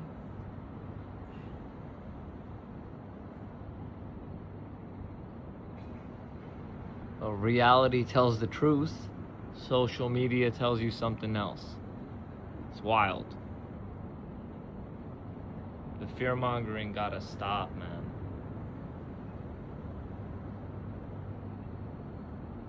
If this was any other city, would y'all be doing the same thing? I think these guys are paid actors to do this because there was a lot of speculation. Professor Jang actually called. He didn't call it yet because it hasn't happened yet. But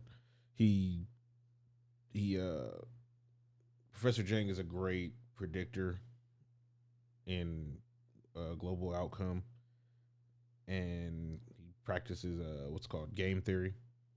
I don't actually know the definition of game theory, but I'm pretty sure I should. Game theory definition, which is a branch of mathematics and economic theory that analyzes strategic interactive decision making among rational agents to maximize their own payoff. So he's actually only a high school teacher, but he teaches his high school students in China this. And he's predicted quite a few things. He predicted us invading Iran. He predicted us invading Venezuela as well. And he also predicts that we're going to lose this war. And a part of that, he also predicted that Dubai might go bankrupt because Dubai imports, I think, 100% of their water. Man, how much water does Dubai import?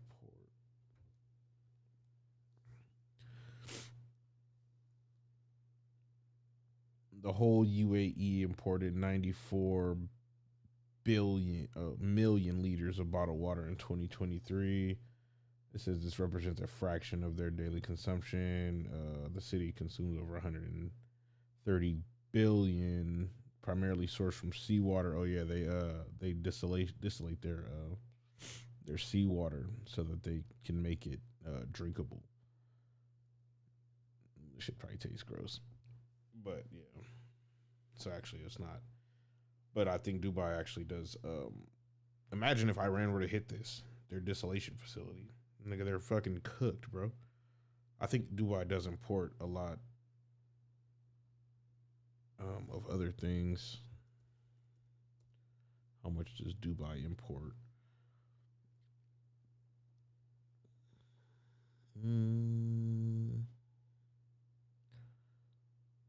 Vehicles 15 or 12%, machinery and electronics 18, stone and materials 31.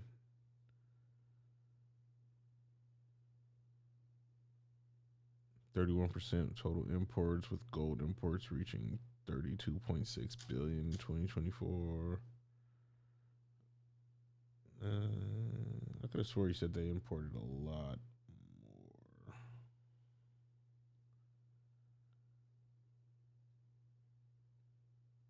But yeah, Professor Jang, he predicts that Dubai is gonna go bankrupt. So I mean, just have to see if that happens. And I think if this conflict does continue, then it's a very good chance that could actually happen. And it's probably not a good thing for Dubai. 90% plus percent tourists, I think, foreigners go to Dubai. You can go there, no taxes on your businesses, and safe. People literally leave their car keys and purses and wallets and phones, and you can come back 4 or 5 hours later and it'll still be there. It's one of the most, as of right now, it's one of the safest countries in the world. But with these attacks from Iran, who knows what the story will be later.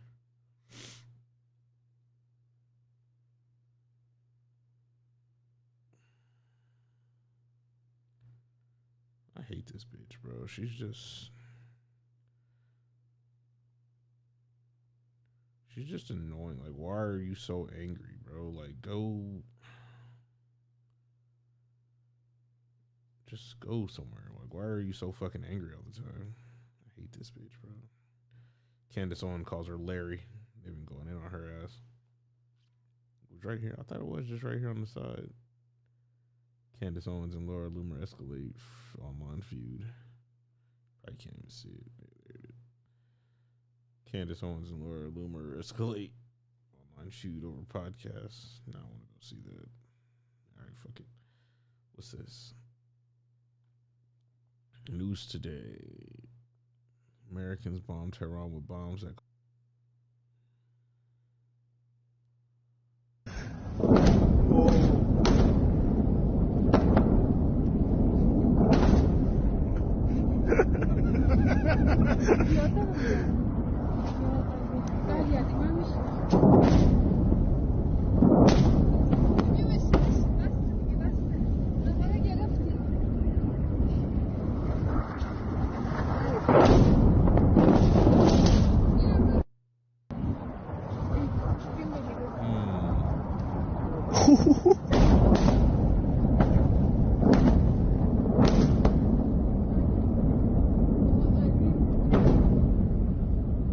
I wonder if this is one of those fucking missile facilities or underground missile bunkers, because there's bombs happening all across the whole fucking. It started over here and then it just worked its way that way.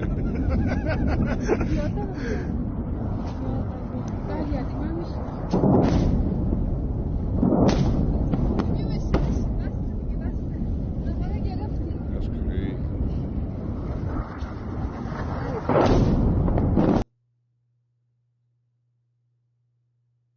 Saga, and it's almost conclusive proof. It's as close to conclusive proof, I guess, as we can ever get that he's not dead.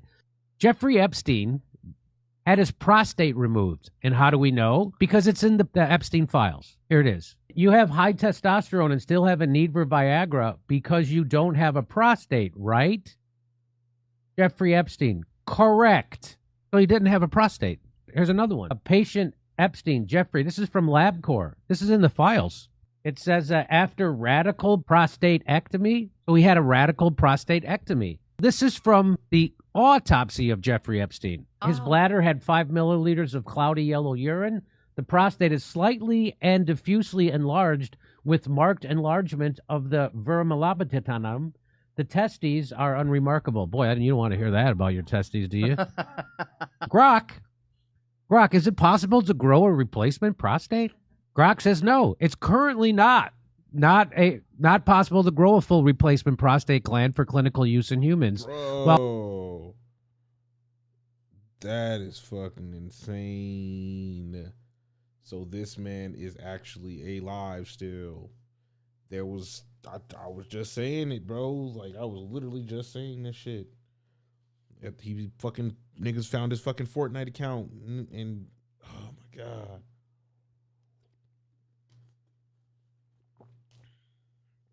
This is fucking crazy. So there's been a shocking development in the Jeffrey Epstein saga, and it's almost conclusive proof. It's as close to conclusive proof, I guess, as we can ever get that he's not dead. Bro, Jeffrey Epstein had his prostate removed. And how do we know? Because it's in the Epstein files. Here it is. You have high testosterone and still have a need for Viagra because you don't have a prostate, right? Jeffrey Epstein. Correct. So he didn't have a prostate. Here's another one. A patient Epstein, Jeffrey. This is from LabCorp. This is in the files. It says after radical prostatectomy, so he had a radical prostatectomy. This is from the autopsy of Jeffrey Epstein. His bladder had 5 milliliters of cloudy yellow urine.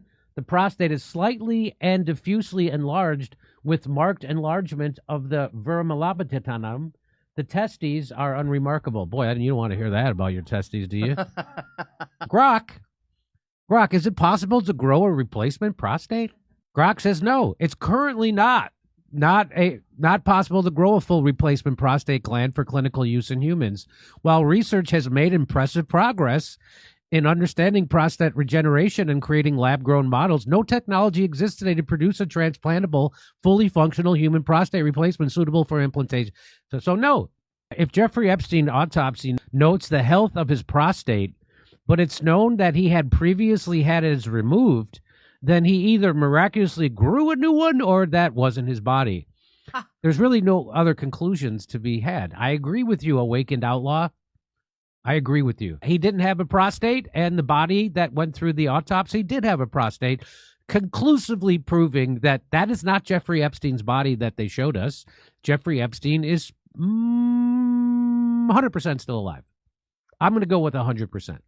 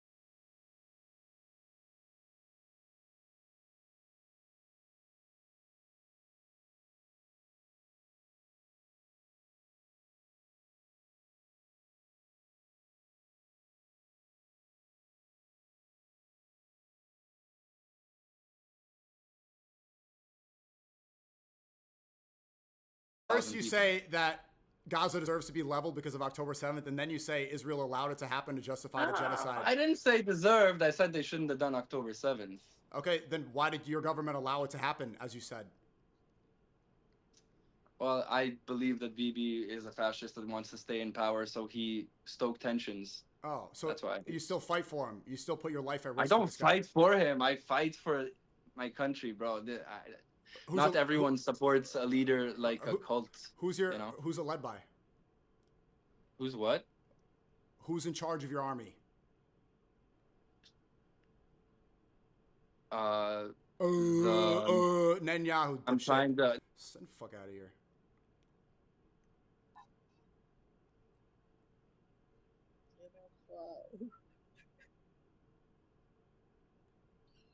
Oh, this fucking guy again. India. No Neymar. Ronaldo. See.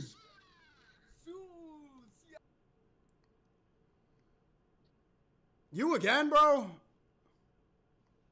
Shalom.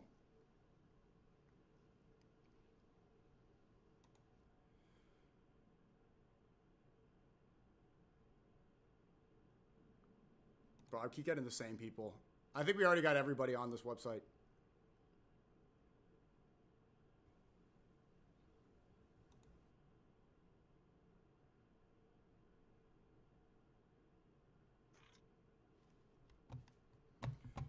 All right, let's take a break. I'm hungry. The stomach is growling right now. Different country? Let me eat some food real quick. Oh, how was that segment?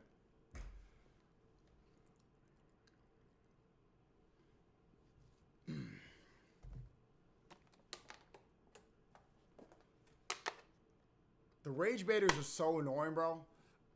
I'm getting better at ignoring them. Like, he's cooking, he's cooking. It's like, you guys are such fucking little weasels, bro. Test. Why does the mic get lower when I go on Monkey? I don't know why the game fucks up like that. I'm eating, what do you call this again? What's the, it's not pork break. Oh, pork break.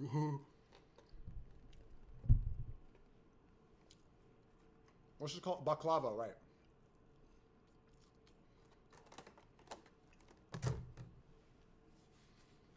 So funny. Like, I caught him in that tactic. That guy was like, I'm just trying to have a conversation. You're the one that's yapping. And he's yelling about Prophet Rasulullah. Isn't that funny? I'm just trying to have a conversation. How much you want for your pot? 500. 600. Introducing Cozone.com, the place to find computer help. Watch Halalko gonna be like a weirdo inside with them and be like, post clips where it makes me look bad. Muslims aren't killing Christians for believing that Jesus Bro, is please our go say Lord that to and Sneeko. Savior. Why are you saying See Christians what the fuck? killing Muslims. What the fuck? What the hell are they talking about? I click on this for 1 second. Niggas is dick sucking me. Question for Marky just tipped $1. Say, Marky, I'm an obese whale also, and was one. Roots, but this does not look very grassroots. All right, so you can see that none of this is grassroots. This is all paid for. Hey, how you doing, guys? Where are we headed with these signs? Where are we going here?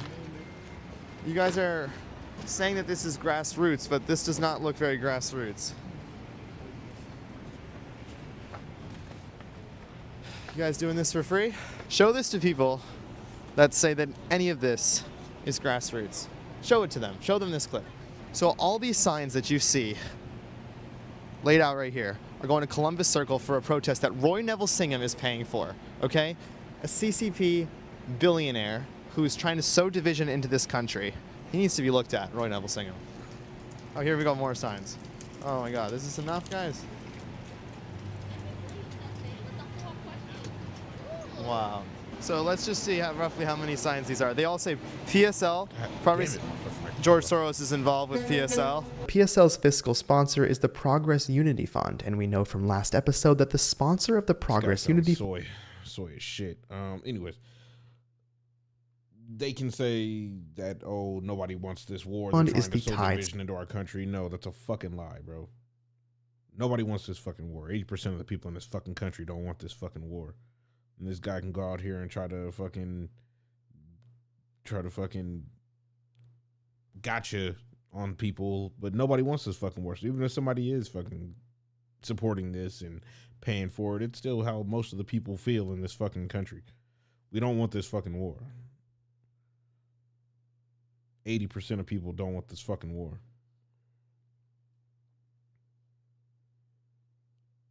Fuck this war.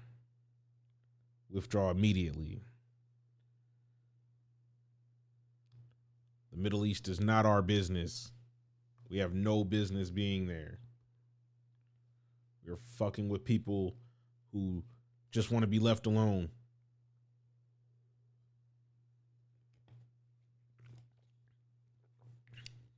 The UK sold land that they had already given away to other people.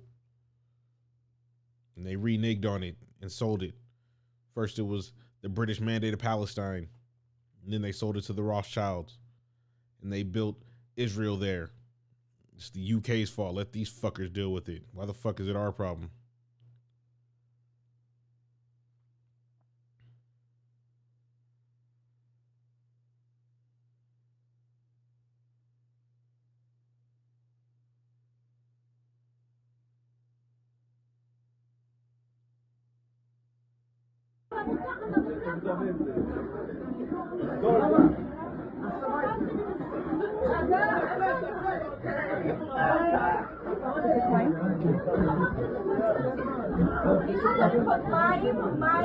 Shitting on themselves in the fucking bunker.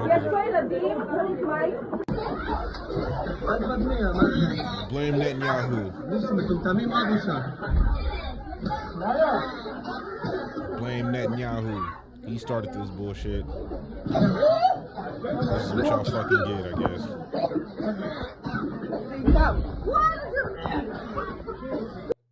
Hey man, it's Netanyahu's fucking fault. This bitch, bro. I think I followed her a long time ago, but I follow people on all sides, even the people I hate.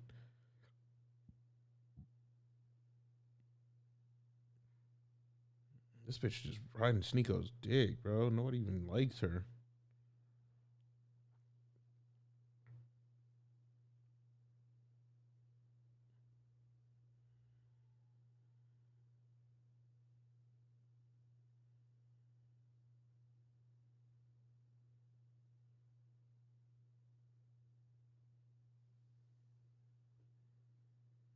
Bunch of slop, stuff that I'm not even interested in. Everything but the war, which, the first 36 hours. There's a filter now. Go to For You page. If you tap on the For You page tab at the top, there's Yes. a drop down menu, and then you can literally filter for just the Iran war. They added a filter for it. I use it. It's amazing. The filter. Thank you very much. I appreciate that. I will be doing that. I'll just wrap it up and just say that I think that, like I was saying briefly, that the overwhelming amount of the people, the citizens of the United States, do not want to go into another prolonged war. They don't have the stomach for it. I was thinking about the other day. I have 2 kids, and they grew. They're young adults now. And they grew up beginning, let's say, around 9/11, all the way to present day. The majority of their time growing up, the United States was in a theater of operation. We know people that served, the whole thing, like everybody does, rotated in. We've just been in this, constant state of war. And the population, especially with the condition of the country, just the cost of living, everything, the people can't stomach it. So the point is this: the government's not going to listen. Trump's not going to listen. Everything that's happening now has been planned from the very start. They knew this was going to happen. That's why they've been pre-positioning all the hardware over the last month and a half and getting it all over and staged. That's why you have the multiple meetings between that were unprecedented between Netanyahu and Trump. All of this was planned before the election. They're working a schedule, and we're on a need to know. So the point is this: now they need to manufacture consent to go to the next level, because Iran is on a to-do list, but there probably are others as well. So we're in a situation right now. Earlier today, like just a little while ago, they're reporting here on X that the South Korean stock market, they had to hit the brakes on it and hit the emergency stop, if you will, because they're cratering. We literally could have a situation like that in the U.S. in the next few days. I've said on my timeline, in my opinion, I hope, I don't think that I am. I think that the country, we're going to have a COVID level type of shutdown in the next few days, and it will be in association with everything that's happening right now to condition the masses to basically get behind the war operation, because this is what they were talking about when they were saying, and I'm repeating the government, this is my position, that Iran was going to hit us, and that's why we hit them, to which I think is total bullshit. But anyways, you guys get the point. Nobody believes that shit. Dude, I Nobody believes that Iran was going to strike us first. Dan It's a bunch of Crenshaw, fucking bullshit. with the Bunch of fake ass justification for fucking another fucking forever war.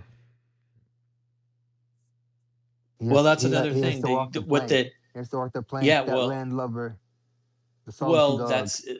That's very interesting. Watch Texas tonight. Those of you that are in this room and you follow U.S. politics, I was looking at the disparity in the numbers, and the Democrats showed up big time. The Republicans didn't show up as big, and in fact, that shows something. They stayed home. Listen, MAGA is dead. Hilarious. It's fractured. Everything, Literally the why we entire don't bill have of fucking goods. free healthcare. If President Trump was Lockheed Martin, he ran Raytheon, on everything he's done in the last Boeing. year. If that would have been his platform in 24, we would be talking about a President Harris right now. There's no way they would have got elected. I mean, maybe, but bro, like we literally have Alpha Warrior talking about QAnon, saying Q is gonna come. Like they just escalate into more crazy theories that to allow the whole mythology of their daddy Trump to not break it. Like no, but they're not even. Their dad turns out to be a loser. Yeah, the problem is with those guys in the Q spectrum. That is not even a teaspoon of the general population. They're a drop of water, and the greater. But they have influence. You have 100,000 followers, 200,000 followers. You're on this platform, but the majority of our fellow Americans, if you're in the U.S., they're not on X. They don't know these names. They don't know Alpha. They don't know all these guys. Yeah. No, you can say that, but am I? Yeah, of course. So, for people who aren't familiar with your work, I wanted to show folks that back in 2024, you made predictions. 1, that Trump would win. 2, that he would start a war with Iran. And 3, that the U.S. would lose that war. Let's take a listen to that. In this class this semester, I'm making 3 big predictions, right? First is that Trump will win. Yeah, I'll be right back. In November. Second is that the United States will go to war against Iran. And the third big prediction is that the United States will lose this war, which will forever change the global order. So obviously that last one is the only one that has not yet come to fruition. Is quite a stunning prediction. Do you stand by it? And what have you seen so far that leads you to sort of stand firm in that conclusion? So given my analysis of how the war is progressing, I think that Iran has many more advantages over the United States. The reality is that right now, it's a war of attrition between the United States and Iran. And the Iranians have been preparing 20 years for this conflict. In their eschatology, in their religion, this is a war against the great Satan. They've had many practice runs. Last June was a 12-day war when the Iranians were able to examine and analyze the strike capacities of both the Israelis and the Americans. And they've had a lot of time, 8 months, to prepare fully for this new attack. They, through the proxies, the Houthis, Hezbollah, Hamas, and the Shia militias, have been able to really grasp the American mentality. And now they have a pretty good strategy of how to weaken and ultimately destroy the American empire. So what the Iranians are doing is they're waging war against the entire global economy. And so they're striking the GCC countries.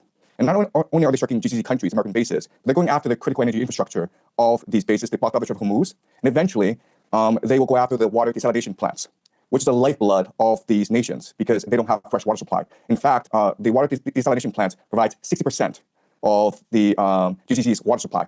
So if a drone, and these drones cost $50,000, if they wiped out a desalination plant in Riyadh, Saudi Arabia, and it's a city of 10 million people, right? They'd be out of water in 2 weeks. In 2 weeks. And right now, the Iranians have de facto closed off the Strait of Hormuz, and the GCC gets 90% of its food from the Strait of Hormuz. So I know a lot of people are talking about the disruptions to the global economy, but right now, the Iranians are actually threatening the very existence of Saudi Arabia, UAE, Bahrain, Qatar. And why this is important is that the Gulf states are really the linchpin of the American economy. So what they do is they sell petrodollars and then they recycle the petrodollars back into the American economy through the investments in the stock market. And right now we know that the entire American economy is propped up by AI investments in data centers. And a lot of that comes from the Gulf states. So if the Gulf states are no longer able to sell oil and they're no longer able to finance AI, this AI bubble in the United States, then this AI bubble will burst. And with it, will burst as well as the entire American economy, which is really a financial Ponzi scheme. Right. So that's a dire situation that the Americans are facing right now. Yeah, I mean, to your point, sir, an Amazon data center was literally hit in the UAE. And now, of course, big tech companies, which were looking at the UAE as a major potential data center investment hub with cheap and abundant energy, probably going to be rethinking that. We also want to talk to you about munitions. We can put this next one up here on the screen. The United States is racing to accomplish Iran mission before munitions run out. This is specifically around interceptor math. There's a famous video just from yesterday in Israel, which shows a single Iranian ballistic missile, which is being targeted by some nice low-calorie snack. Guacamole. 50 calories.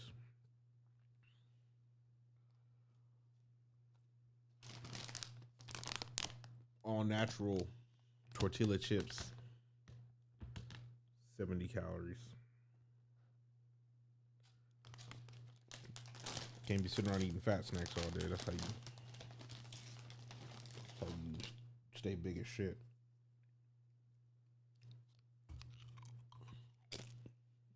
$11 different interceptors, all of which miss. Most of those come from the United States, not to mention all of the different bases, the GCC countries that you just talked about, and the asymmetry of the cost. It's $1 million for a missile, tens of millions per interceptor in some of these cases. With these munitions running out, how does that change the global picture? So you're in China, obviously, much of the stocks in Asia of the United States are likely to have to be cannibalized if this were to go on. How's that going to affect the global picture here? Right, so my first point is that the United States military is not designed to fight a 21st century war. Remember, the military-industrial complex came into being after World War II. It was designed to fight the Cold War. And the Cold War was really about muscle flexing, about who was able to send people up into space, who was the first to get the person on the moon, who had the more complex missile systems. And so the entire American military strategy revolves around very sophisticated technology that costs a lot of money to build. And that's what the American air defense system is basically. And that's why we're seeing this asymmetry, as you point out, in this war, where you have these $1 million missiles trying to take out these $50,000 drones. And it's not sustainable in the long term. And so what we're seeing is really the puncturing of the aura of invincibility and invisibility that sustained American hegemony for the past 20 years, especially after. For every $50,000, $20,000 to $50,000 drone or missile that Iran is shooting at us, we are shooting back $1 million interceptor missile, million plus dollar interceptor missile. This is not sustainable, and taxes are going to be high as fuck. This is not what we want to do. We need to stop this war, get the fuck out of the Middle East, and mind our own fucking business. The collapse of the Soviet Union. And this is really a reordering of not just the global economy, because this signals the collapse of the petrodollar, and with it, the entire US dollar-based reserve currency system, but also the global hegemony of the United States. We're moving towards a multipolar world. Professor, this morning, Secretary of War Pete Hegseth was asked a question about potential ground troops in Iran. He refused to rule out that possibility, and he said, oh, well, we're not going to project to you what we will or will not do, but we don't want to, rule anything out. We will do what it takes. Do you think that America will end up invading Iran from the ground, since it's already becoming relatively clear they won't be able to accomplish the goal of regime change or even regime collapse using just air power alone? Right. So everyone says that the worst calamity that could happen in the United States is if it were to send ground troops into Iran. At the same time, the United States are committed to regime change in Iran. We've never had a precedent in history where you were able to regime change from the air alone. You need ground troops. And so unfortunately, what's going to happen over the next few months is that pressure will build on America to send ground troops, especially from the GCC countries and from Israel, which are being touted right now by the Iranians. So remember that if the GCC countries, Saudi Arabia, Qatar, UAE, Bahrain, if they go, then the petrodollar goes with them. So the Americans need to protect these countries. And these countries are going to demand that either the Americans bribe the Iranians to cease, and this is like $5 trillion in indemnity, okay? Or send ground troops to wipe out the Iranian threat once and for all. And I know that there's no political will for ground troops to be used against Iran among the American people. But remember that 78% of American people was against initial strikes against Iran in the first place. Right. And one of the things that really comes into question, I think, with all of this, sir, when we're looking at the geopolitical picture and the sacrificing in much of this from the United States on behalf of Israel, is kind of a question as to who and what wanted this. We were actually curious for your view on a disputed report here from the Washington Post. We can put it up here on the screen, F3. A push from the Saudis. Israel helped move Trump to attack Iran. Now, this has been internally disputed by Saudi Arabia, saying that they did not push the Trump administration to attack Iran. However, this is clearly an authorized leak from our own government, trying to at least lay some of the blame on behalf of the GCC. What do you make of this analysis and of this narrative that Saudi Arabia was also trying to be behind this push to bomb Iran? So I've always argued that both Saudi Arabia and Israel are heavily invested in regime change in Iran. Yeah. In fact, Saudi Arabia sees Iran as much more of an existential crisis than Israel. Because remember, Israel still has nuclear weapons, and Israel is a very diverse, very sophisticated economy, whereas Saudi Arabia is completely reliant on oil. And it's always had problems with Iran because Iran is a theocracy opposed to the Saudi monarchy. Iran funds and equips the Houthis, which have been antagonistic towards Saudi Arabia for the longest time. And right now, the Saudi economy is suffering. It's been trying to pivot towards more of a porous economy. That's why they brought in Ronaldo. That's why they're switching to e-gaming. That's why they're building something called a line, NEOM. And all these things are not working out. So they need to be able to control the oil resources of the entire Middle East if they are to survive and thrive as a nation. So I do believe that this reporting is credible, even though it does make Saudi Arabia look bad. But remember, Saudi Arabia says that they wanted peace, but they are helping the Israelis and Americans attack Iran right now because they're allowing the Israelis and Americans to use Saudi airspace. So help us understand, because it still feels to me like there's some pieces that don't totally add up. You had, in advance of this war on Iran, you had top military brass, the chairman of the Joint Chiefs of Staff, saying, this is a really bad idea. We are not ready for this. All the math on the interceptors that's been talked about for months at this point. And yet Trump still decided to go ahead. What is the calculus that he was making here that led him to take what already appears to be catastrophic actions? Right, okay. So this is the key question. Why did they do this? I think there are three possibilities, okay? And I think all three possibilities are valid.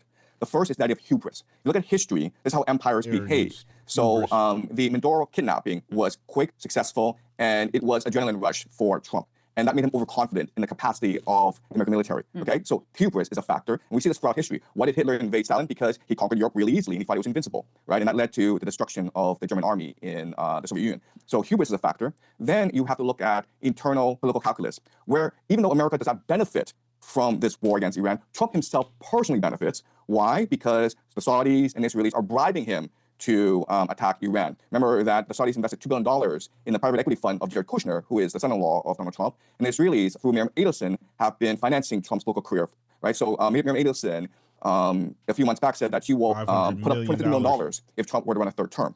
So Trump is getting a lot of financial and political support from the Saudis and Israelis. Also remember that if this war goes sideways and Trump is forced to use ground troops, he will probably get approval from Congress, and this will give him emergency war powers, which will allow him to influence the midterms. So Trump is thinking about a third term. And I think at the ballot box, he probably won't get it. But if there's a war going on and you can delay elections and you have emergency war powers and people rally around the flag, then he probably will get a third term. And the last factor that is very important is the eschatological factor, where if you look at the Epstein files, it's clear that we are run by secret societies. It's clear that the world is run by these individuals who have a lot of power. We don't know who they are, but they control the military. They control the national security apparatus. And these people, there are different names for these people. You can call them the Illuminati. And the Illuminati are composed of three major groups, okay? You have the Jesuits, who control the Vatican. You have the 17 Frankists, which control the monarchy of Israel today. And you have the Freemasons, which control the national security apparatus of the United States. And they believe that Israel, this one Middle East, is key to the end times. in creating heaven on earth. So it's almost like a script that they're following, even though it doesn't make any geopolitical sense. Okay, so I would say that these three are the best reasons why this is happening. Wow. Well, sir, I hope you come back. This was very informative, I think, for both of us. We deeply appreciate your time. Thank you. Get this nigga off here. Hey, if you like that video, hit the like button or leave a comment below. It really helps get the show to more people. And if you'd like to get the full this show nigga outta here, ad-free hey, and bro, in your you gotta inbox go, every man. morning, you can sign up at breakingpoints.com. That's right. Get the full. I agree with this completely, nigga.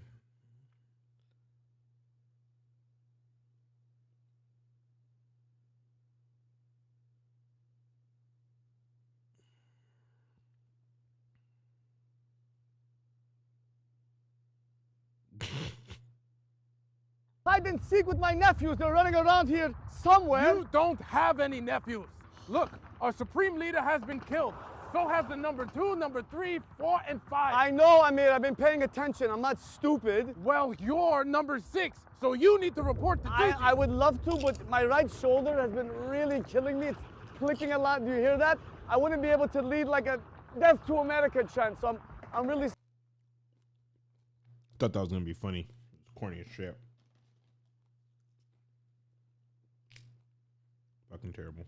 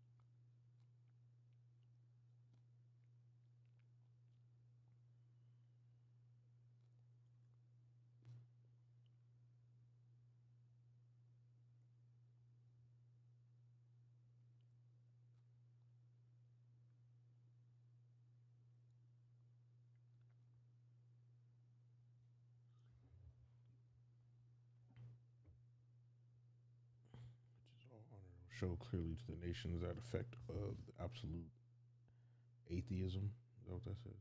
Yeah. Origin of savagery in the most bloody turmoil than everywhere. The citizens obliged to defend themselves against the world. A minority of revolutionaries will exterminate those destroyers of civilization, and the multitude disillusioned with Christianity, whose dissect spirits will form that moment, be without compass or direction, anxious for an ideal but without knowing where to render its adoration, will receive the true light through the universal manifestation of the pure doctrine of Lucifer, brought finally out into public view. This manifestation will result from the general reactionary movement, which will follow the destruction of Christianity and atheism, both conquered and exterminated at the same time. It's crazy.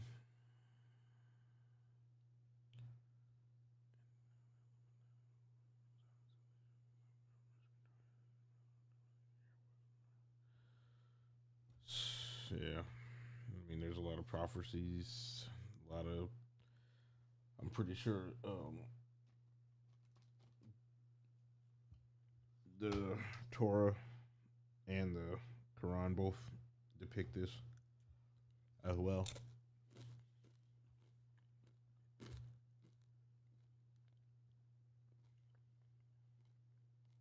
You know them niggas mad, bro. They're like, hey man, fuck these niggas, bro. They're just going around taking everybody's shit over. Yeah, whoa.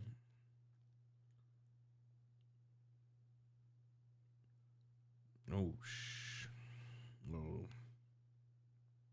It's your time to bleed. Boom, boom, boom, boom, boom, boom. This is what you get for all your evil deeds. You were mocking dead kids, but now you're getting hit. Iranian missiles have your entire skyline lit, and you cry victim and say you didn't start this.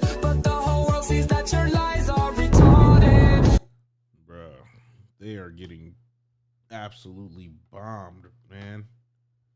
That is so crazy.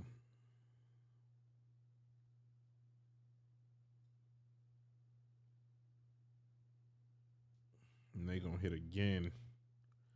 More and more tax dollars. In the fucking form of jet fuel being launched at a country who didn't give a fuck about us in the first place.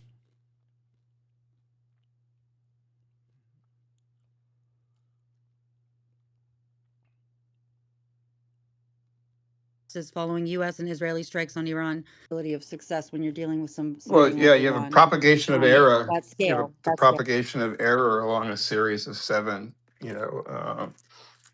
uncertain but linked situations. Sorry, I'm really tired.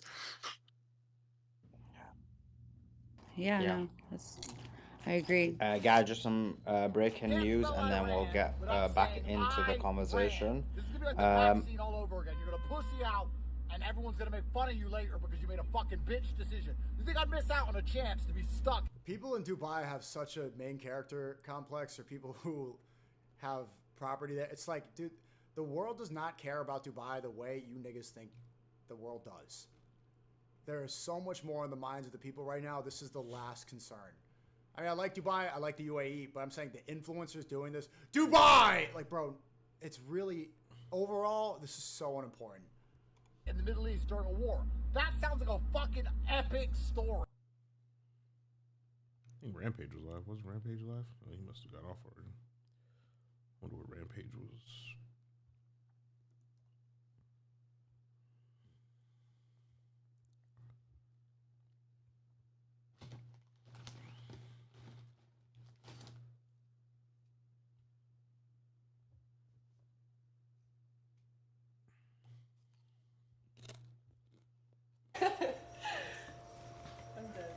Don't tell me they saw that.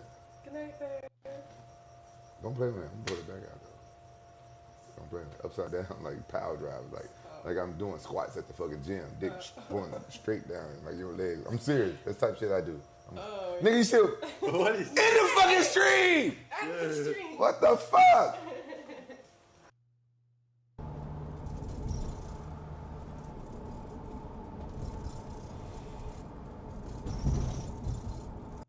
Lifetime, but I just know what I got to do, and I can't do it. Oh, it's a good check. That is a good deal. Well, next time I guess you come back, you're gonna buy it, and next time you come, it's gonna be $9 grand. I know for sure. For sure it is. For sure it is. But I'm gonna find men's. It's all women. I think men's is on the back.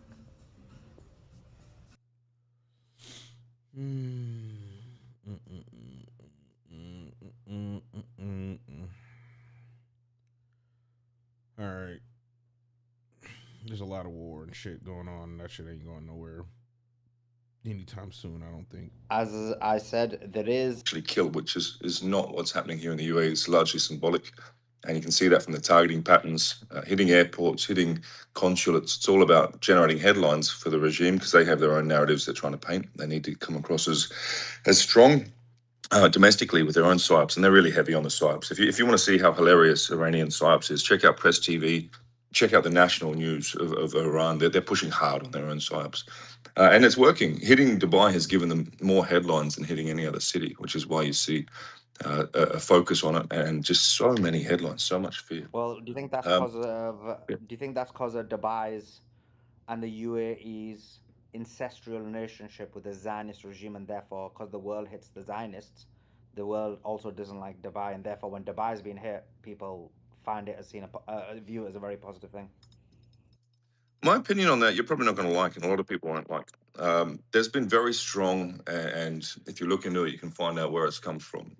Global propaganda pushed against the UAE, coordinated programs, trying to overplay certain things. So I wouldn't actually agree with saying that there's some sort of incestuous relationship. I think the UAE is strategic and pragmatic and wants what's best for its people long term. And I think any form of statecraft is going to have messy edges. It's going to have dark sides to it. it's going to involve doing things you wouldn't necessarily want to do in order to be manifesting outcomes that are best for your people. So I disagree on trying to say that there's some massive incestuous relationship between those two entities. I think it's massively overplayed in the media. And again, I've been in the region for 20 years and I speak the languages. And I'm privy to certain discussions behind closed doors, let's put it that way. I think the UAE is playing a pretty smart game in terms of geopolitics and statecraft. And I'm happy being here. And I don't think what they're doing in terms of, I mean, and again, with full love, mate, you live in the West, you pay tax in the West, you've paid for bombs to be dropped on kids. I haven't paid tax for 18 years living here in the UAE. So it's all well and good to sit in the West, pay tax into the machine and then say, oh, UAE is bad because X and Y. I think a bit of introspection and looking deeper is required when those sorts of claims are made. I think what the issue is so obviously the Western Nigga Lil governments, Uzi Vert looks everybody so fucking knows that crazy they now, bro. are sold out I mean, he's always to looked the kind of crazy, Israelis. but this nigga just looks like extra fucking crazy now. Like, bro, what the? Remember that nigga had that big ass diamond in his fucking forehead, bro? Like, this nigga. Like, bro, do you remember when this nigga? I was keeping up with Kanye West, bro. I don't even want to do it. He got more money than me, so I can't talk too much shit. But you know you ain't got no Kanye West money, bro. Like, come on, man. I remember when Uzi had that fucking big ass diamond in his forehead, bro. Like, what the fuck? He had that shit for like, what, a few months or something? This nigga look older and younger at the same time, bro. Like, what the fuck? Like, I'm not even trying to talk shit. Like, I'm just like, fuck, man. My nigga looks like he grew up but didn't grow up. Like, what the fuck? Bro, I don't understand why people get these piercings and they fucking. Is Uzi gay? I don't know, man. Yeah. I think they all be doing fruity shit. If you're in that industry, you probably doing some fruity ass shit, bro. That's just how that industry goes, bro.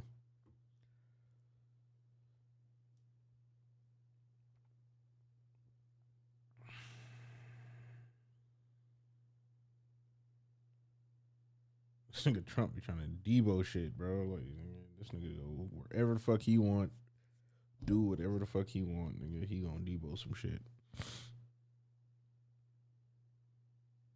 That's why people don't be fucking with America, because he ain't the first one, nigga.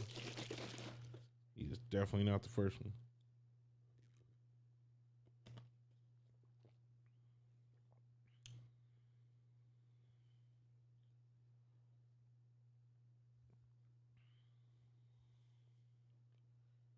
Yeah, fuck all that high sugary ass juice. I mean, it's got 38 grams of sugar, but it's all natural watermelon.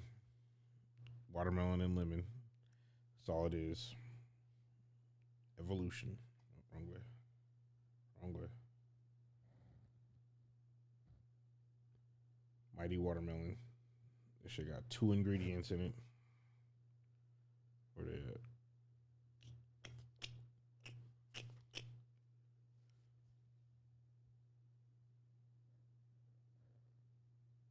Two ingredients. Watermelon and lemon juice.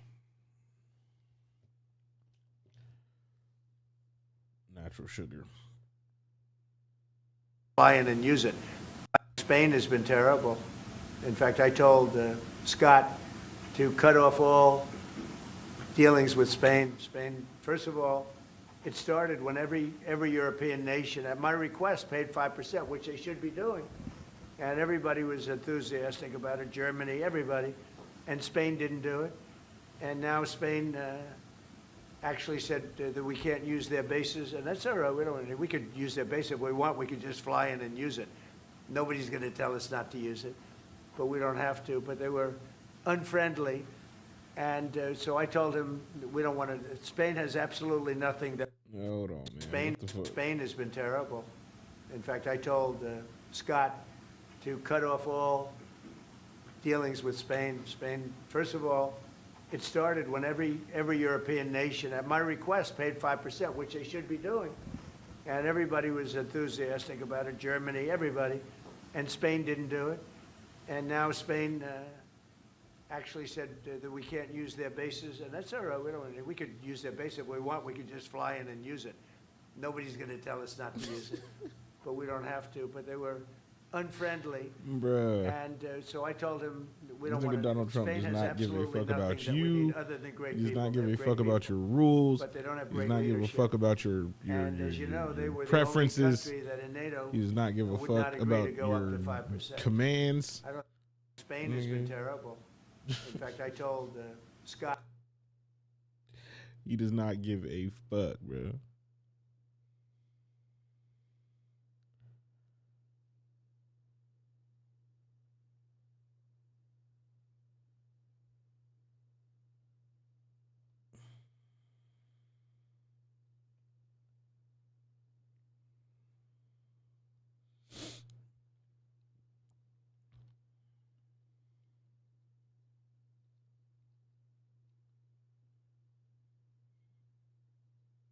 Calls herself Bro-Rilla, bro. What the fuck? I don't even know what that is, bro. I don't even know. So I'm like, this is why I don't give a fuck about rap anymore, bro. It's just a bunch of fucking bullshit, bro. A bunch of nonsense, man.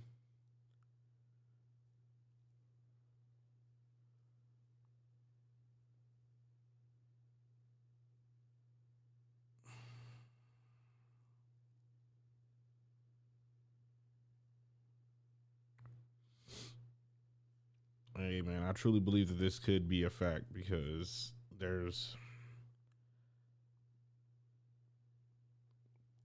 I truly believe that this could be a real thing. There could be a lot of sleeper cells in our country. There could be a lot of secret agents. There could be a lot of jihadists or whatever. And there could be false flags. There could be bad actors in our country that are trying to make it seem like Muslims are trying to take us down from the inside out. So we're just going to have to fucking see, bro. It's scary times. Scary fucking times. It's only been 4 days. This war's been going on for 4 days. Well, yeah. Well, 5 days now, I guess, in the Middle East. But this shit's been going on for 4 days in America. And, man, scary, scary, scary.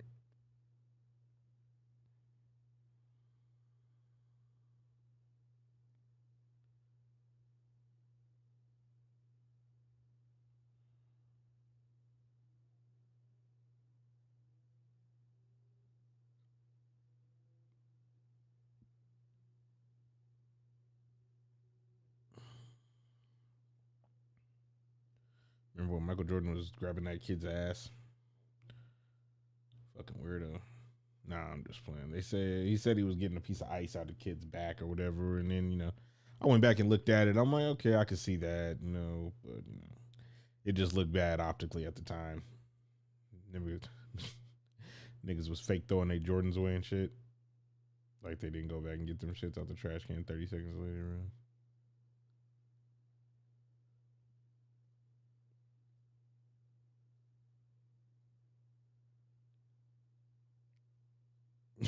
Look at these fucking weenies, bro. Like, these are the fucking leaders of France and Germany. Is this Macron? Which one of these niggas is Macron? I think this Macron. I think this Macron, and this is Keir Starmer. I don't know who the fuck this guy is. He's probably Germany. He looks Germany. This look like fucking Macron's weird ass. I don't know which one's which, bro. Let me see.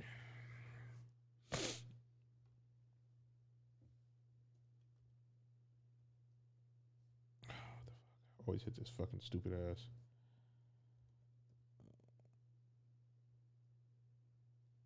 Does France have a prime minister? No. President. Emmanuel Macron. Yeah, I'm pretty sure that's the. Oh, so it's actually the nigga on the right. So the nigga on the right is Emmanuel Macron. This nigga right here. And then this is Keir Starmer, I believe. Keir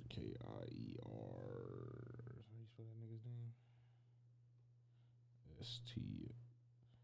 Yeah, and that nigga on the left is Keir Starmer, and then I don't know who the president of Germany is. Let's see, what's this nigga's name? Germany president. Just click on Germany. It'll tell me who the president is right now. That's not their president. Chancellor Friedrich Merz. That's definitely him. Yeah, that's that nigga right there. It's the nigga who's married to a nigga. Like Candace Owens be roasting.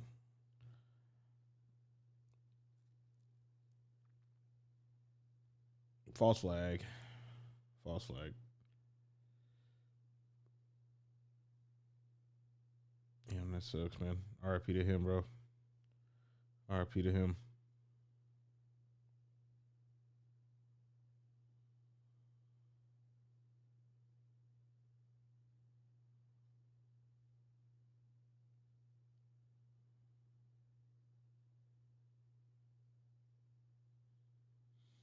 This nigga Blueface just be, I don't know how, bro. How does nigga be smashing all the bad bitches, bro?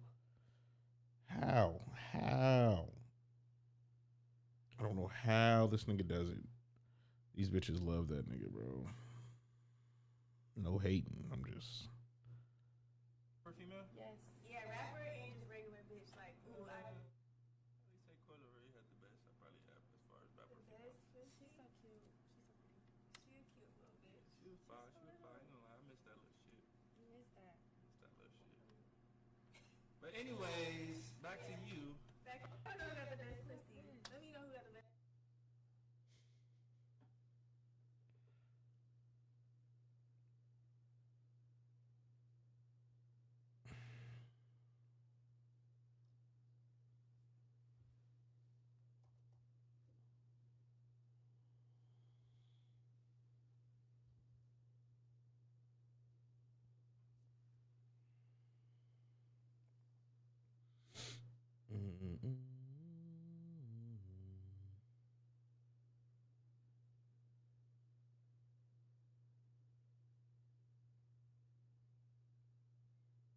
This nigga Aiden Ross got fucking long money, man. He is Jewish. But he said he's one of the good ones. That nigga got long bread, though.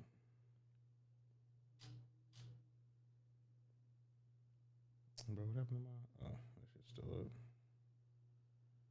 This shit's still up? Okay. No, why is that shit so far behind? Okay.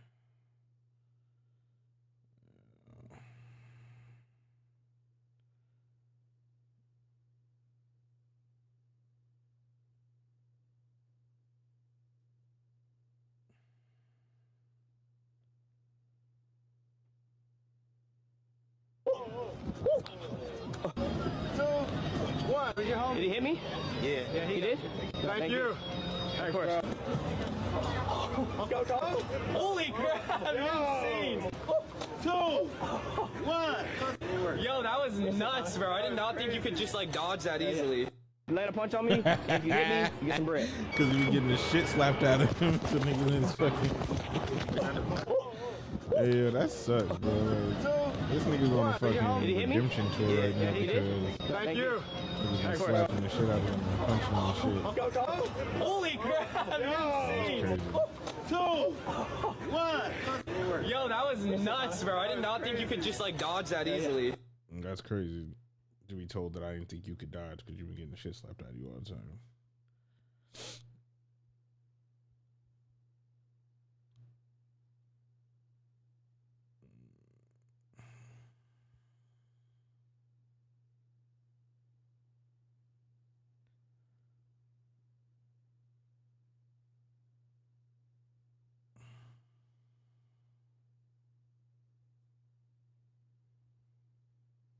When they need someone American to represent America. Got it. In the White House.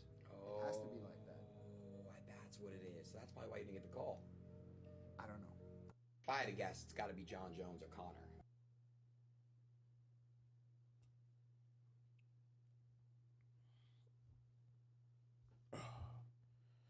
I don't know how niggas be sitting here streaming for hours on hours on hours.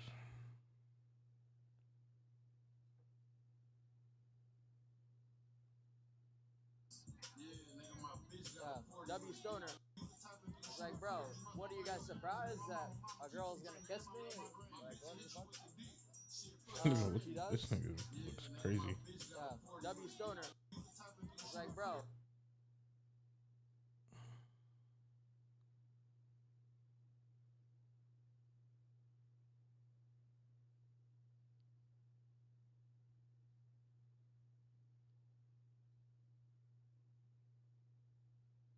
Hand like that again, if you ever touch my hand like that again, you're getting knocked out. I'm being real.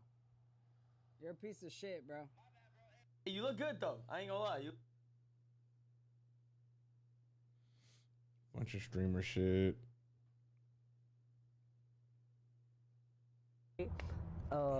What happened, but it was not like that. I didn't mean it like that, bro. You know I fuck with you. All love, bro. You're a legend in the space, legend in the game. Been doing this shit for a while. Scary shit. I'm not folding, bro. It's just I don't, you know, I don't know. But you know, I didn't mean it like that.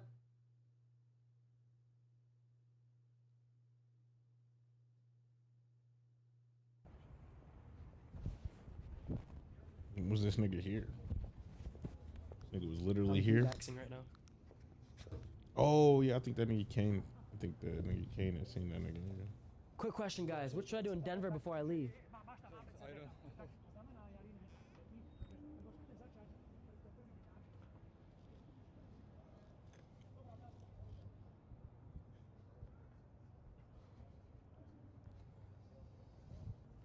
Quick question, brother. What should I do in Denver before I leave? Is this a real place? A bunch of robots. Hey guys, quick question. Yeah, no, what should I do out here in We Denver? don't before fuck I with leave? outsiders. It's like these niggas probably ain't even Colorado people. Most of the niggas here, they probably don't even know what the fuck to do, honestly. I'm Jeep maxing right now.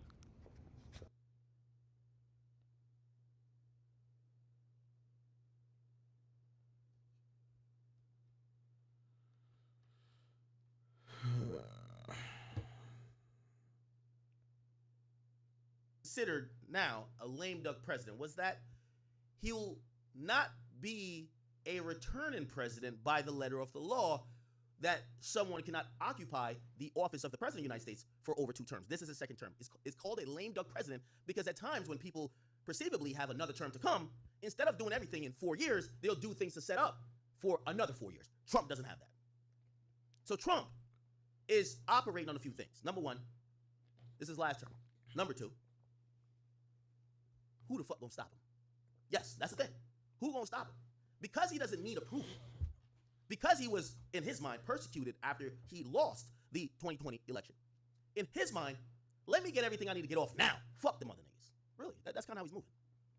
He's doing things that presidents would be thinking about. Yo, what if I do this? What would be my They have like this like poll with it's like likability. It's like, will my approval go down? Trump don't give a fuck right now.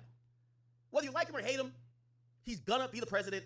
The max that's gonna happen is he's probably gonna get impeached after this midterm election. But the idea of impeachment, people don't even know that all the way correctly. It's a whole process, not like kicking someone out of office. Basically, he won't get kicked out of office. But will they file articles of impeachment? Probably. Again, I know I'm talking to an audience that's not political. I'm trying to slow it down, and I'm not trying to go too much into everything. So Trump is on some, man, fuck it.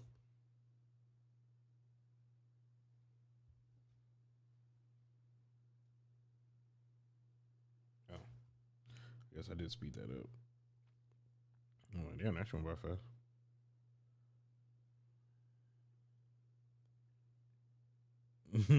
Rampage, smack your ass, bro. Real quick. Hey, keep fucking with me being bald, man. Hey, we should have played the remix. Keep fucking with me being bald, man.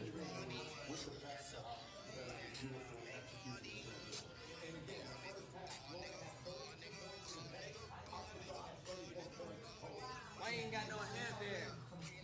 Bowling ball. You can put a condom on your shit. You really want to get stopped again? This song was made specifically for rapping. Hey, nigga, you got weave in your motherfucking shit, Fuck nigga. you, nigga. That shit weave, man. That shit ain't even fucking real. Hair give you aura, and hair give you masculinity. You know what I'm saying? Nigga, your hair look feminine like a motherfucker, nigga. I fuck bitches with hairstyles like that, nigga. I grab that bitch by the back of her head, I'm like bam, bam, bam. Nigga. That It's bitch disrespectful as fuck. Nigga got bitch hair. I fuck bitches with hairdos like that, nigga. Fuck all that bald head shit, nigga. I fuck that nigga, I'm fucking that shit.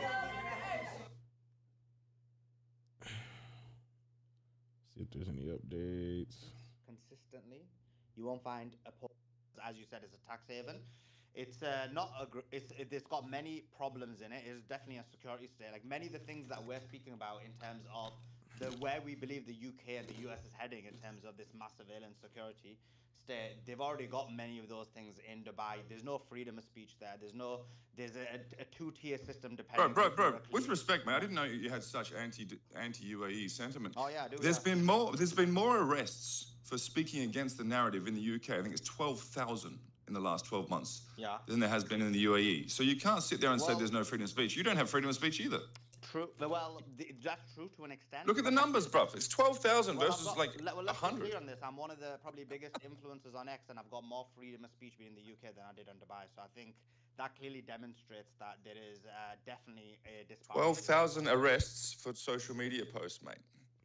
In the UK, you do not have freedom of speech, and really, bro. Like with respect, I think your push here. People aren't in Dubai are too afraid to even speak because they'll get arrested. Where's your protest in Dubai? They're too scared because they'll get locked up. At least in the UK, they get to protest and then you get arrested and then maybe you get charged or don't get charged. But in Dubai, there's no protest for Palestine, even though people in Dubai are for Palestine because they know the government. I didn't realize you had such hate against the UAE, mate. I don't see the.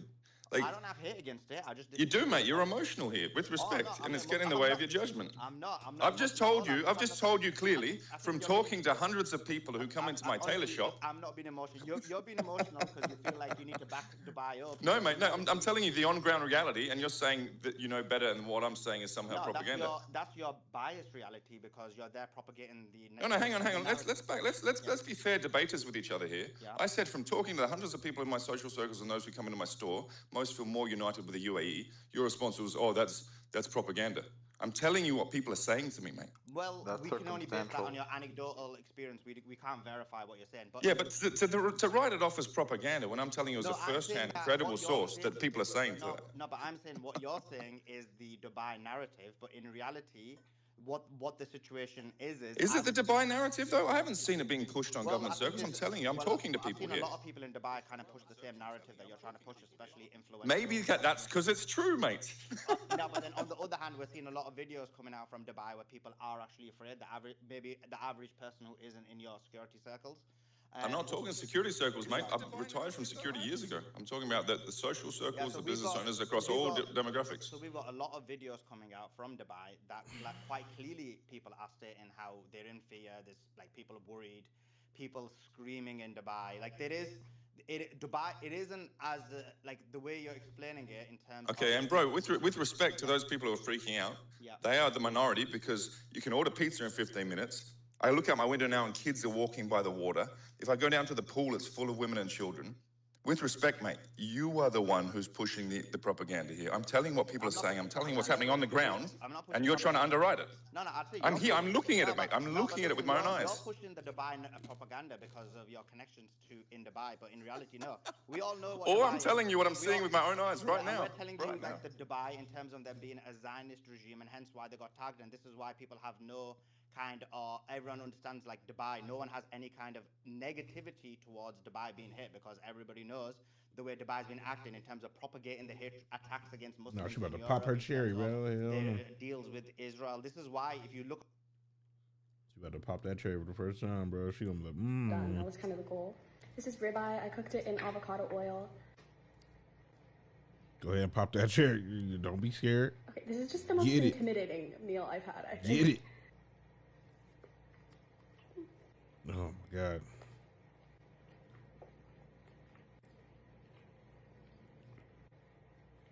Her mind. I want to say that one song. Really good, because that's better than really good. I'm just processing this. I want to bite with the garlic. That's what's going through her head right now. Dang, is my camera dead? Oh my god. It's delicious. Yummy. Holy shit. Trying a bite with avocado. This is the first plate I'm looking at and think I could actually finish. I want to do this so bad. Oh no, I didn't really make these egg yolks that runny. It still looks good though.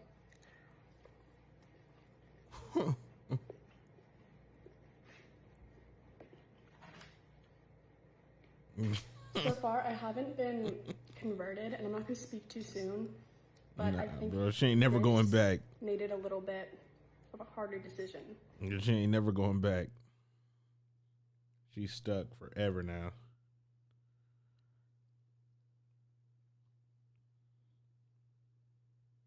Oh, damn. That's a big ass fucking missile. What the fuck? Oh, that was the fucking light pole. That shit had me. I was like, God damn, that motherfucker huge. יואו, יצא בה!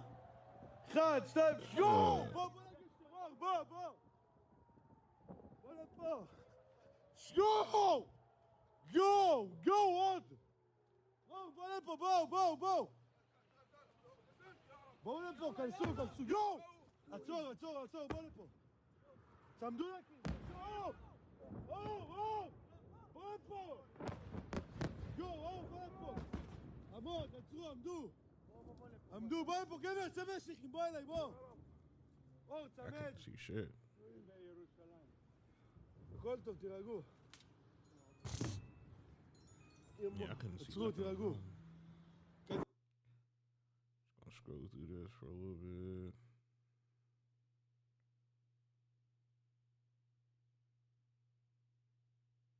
Continue to fly into the Middle East.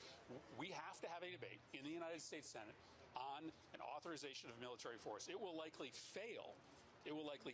And we shouldn't be voting to proceed to other pieces of legislation until we get a debate on this deeply unpopular, immoral, and illegal war with Iran. Senate. This is as serious as it gets. This is war and peace. They told us in that room that there are going to be more Americans that are going to die, that they are not in the short run going to be able to stop these drones that are going to continue to fly into the Middle East. We have to have a debate in the United States Senate on an authorization of military force. It will likely fail, and we shouldn't be voting to proceed to other pieces of legislation until we get a debate on this deeply unpopular, immoral, and illegal war with Iran. Fact. This is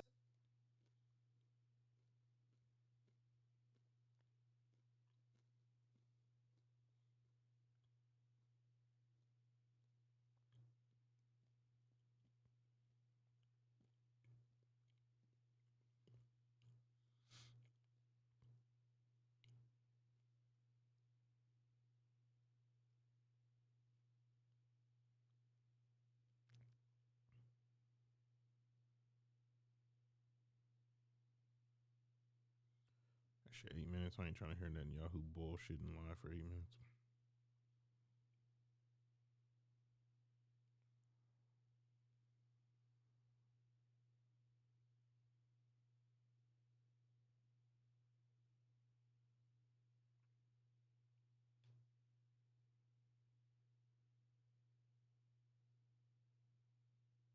Well, she ain't watching shit.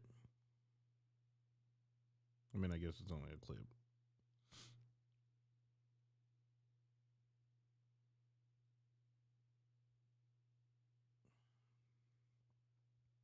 Hey, yo, they said she looked like Sid, and I can never unsee it now. Every time I see her, all I see is fucking Sid, bro. It's fucking sad. I can't unsee it. Damn shame.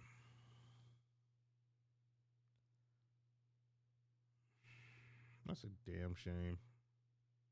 She's standing on this nigga's back? Bro. My knees will be hurting like a bitch trying to walk on the fucking ground. I can't even walk on the carpet on my knees, bro. I damn sure ain't walking on the fucking solid ass ground on my knees. Fuck no, you definitely ain't putting me on no fucking leash. What the fuck? It is sick one here. 18-year-old girl doing this shit. If she can make money from a man doing it, 18 though, it's not fucked up. But what I'm saying is, if he's willing to pay her her, who's fucked up? He is. If he didn't pay her, would she do it? Exactly. She paying this man to do it? Oh wow.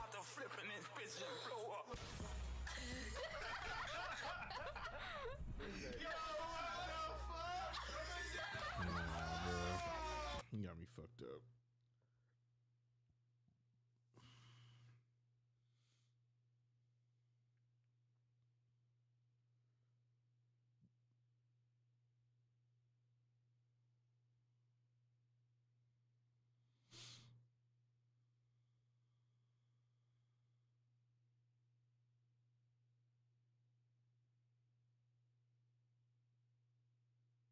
This nigga cracking jokes. Робітництва. Безумовно, це питання у всіх номер один, як захистити небо.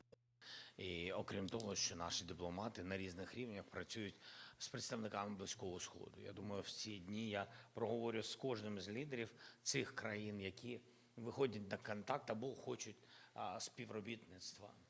Безумовно, це питання у всіх номер один, як захистити небо. Ми самі живемо в цьому питанні. Просто таких масованих ударів колеги з Близького Сходу ніколи не мали. Ракети ПАК-3, у них все це є. Це важливо, дуже важливо для них передусім. Але чи це захищає від сотень шахедів, ми з вами знаємо, ні. Це не працююча модель. Але у нас дефіцит ПАК-3, так. Наприклад, якщо ми говоримо про зброю під час війни, з якою у нас дефіцит, то ПАК-3 ракети, якщо вони нам їх дадуть, ми дамо їм перехоплювачі. Це рівноцінний обмін. І окрім того, що наші дипломати на різних рівнях. From a nigga who just got his country invaded, or been getting invaded for the past fucking 3 years now, 4 years now. He sure is fucking okay with this fucking conflict happening when the United States is doing the exact same shit that fucking Russia's doing to y'all, pushing your fucking shit in. Like, I don't fucking understand.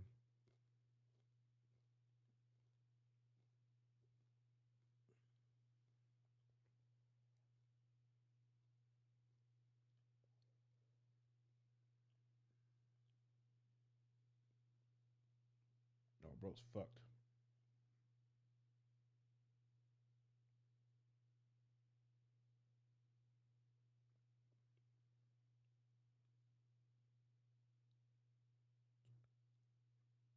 That's disgusting.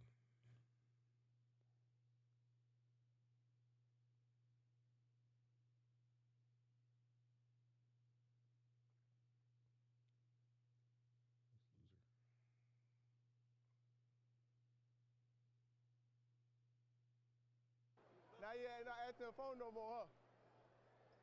I got. No, don't talk to me now. I tried to call you. You didn't answer the phone. Got the MVP chance. Now you ain't not answering the phone no more, huh? I got you though. No, don't talk to me now. Dennis Schroeder been in the league way too long to sound like that still.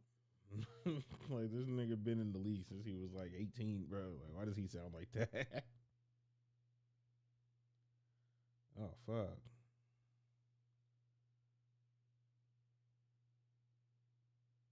How his bucket catch on fire, though? God damn.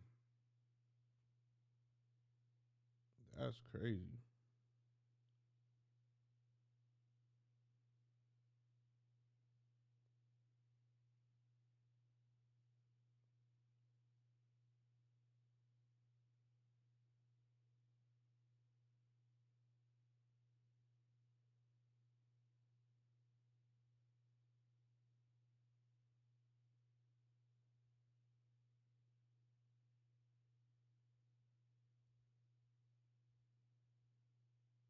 It was right there.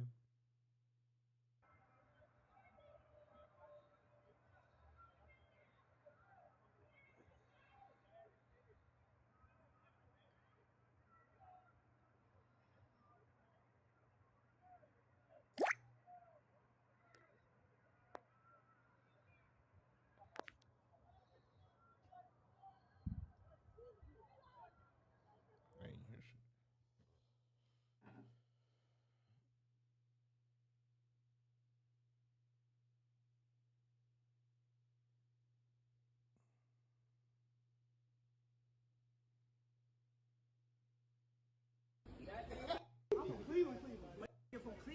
Jordan can't say he ain't never lost to a Omaha. Ooh.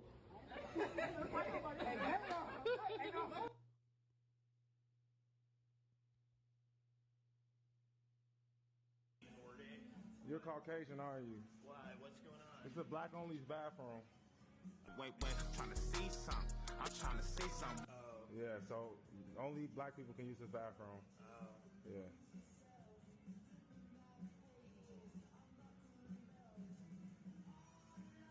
Oh, I see. It's Ray-Bans. Yeah. Hey guys, I would appreciate if I don't know, you would ask permission before doing a street interview. No, this is black only's bathroom. You gotta go. Yeah. Anyway, this is kind of like a mall. Yeah, I know. I know. Yeah. Anyway, I'd appreciate You it. Caucasian too? You'd ask You're Caucasian? before. This is a black only's bathroom. So you gotta find. You Caucasian? You Caucasian too? This is black only's bathroom. Excuse me, man. Black only's bathroom. You gotta go. Buddy, can you hear? No. Black only's bathroom. This is a black only's bathroom, all right? This is a black only. You have to be black to use this bathroom. Yes, you do. Since when? Since now. So get your ass on. This is just fucking ignorant, bro. Like,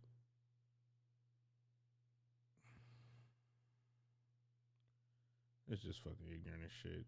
Like, these. Like, what if a white person was doing this? Literally what it says in this comment. Imagine if a white person did this. Nigga, if a white person did this, that nigga would have had pants put on him already. They would have beat his ass. Like, you can't fucking, like, it's just ignorant as fuck. I can't stand shit like this. It's just, it just makes us look bad, you know?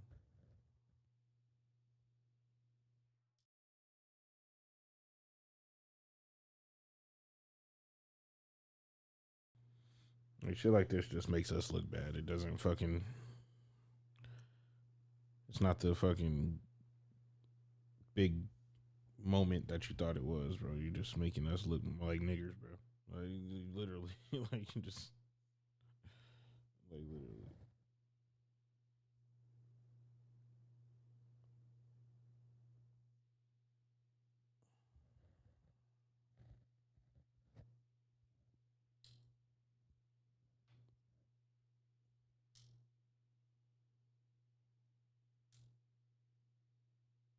Oh, damn. Camera died. I need to get a couple more batteries.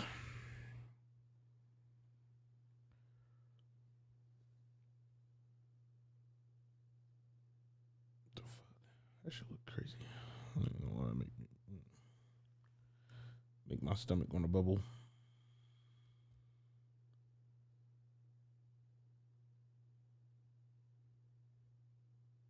This nigga be like too Denver, bro. Like, this nigga be swearing.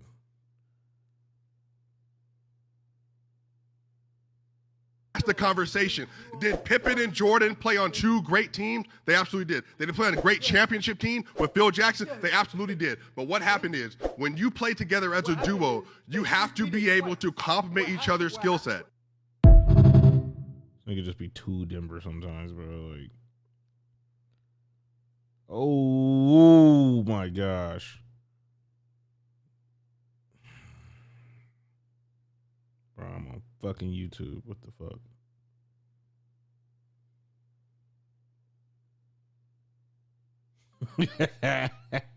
I hate the internet. The internet's fucking stupid, bro. All right, I gotta get the fuck up off of here, man. My camera died. Anyways, so I might as well get the fuck up off of here. I got some more batteries in the mail. Amazon. So I'll be able to stream longer soon. I don't know what the fuck's taking so long, bro. It's just two fucking camera batteries, bro. Like, goddamn. But yeah, I'm gonna leave y'all with my. I'm gonna leave.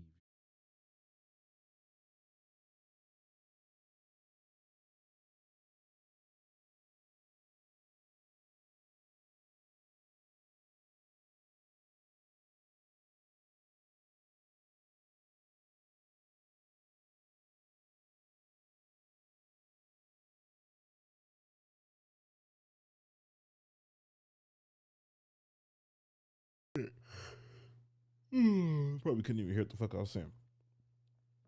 I'm gonna go do some uploading. I need to get my views up. I need to get my shit up. So it's been a good stream. I think I've been live for like 3 hours. Let's see.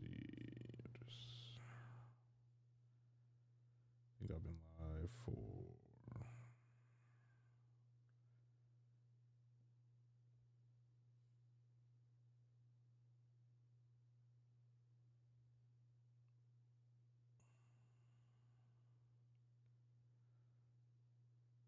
yeah, 3 hours. So I've been live for 3 hours. It's not bad. Hopefully we can get that battery soon so I can be live for longer. And hopefully I can get some fucking followers, man. Quit fucking playing. Follow the fucking page. Engage. I need some people to talk to so I ain't sitting here talking to myself every fucking night. Like, goddamn. All these people that... Hold on, man. Let me record this shit so I can... fuck, I wish I had my good camera. I got my fucking... Maybe if I scoot it closer a little bit. Let's see. Listen here, you motherfuckers. All you people that are my friends and family. Like the fucking channel. Subscribe. Do me a favor. Help a nigga out. I don't care if you don't watch the shit. I just need subscribers. Follow me on Kick. Follow me on YouTube. Follow me on Twitter. Breland from Denver on all three. Twitter's a little different, but you can find it on my YouTube or on my Kick. All right. Breland from Denver. BR3LAND FR0M D3NVER. Breland from Denver. We out, nigga.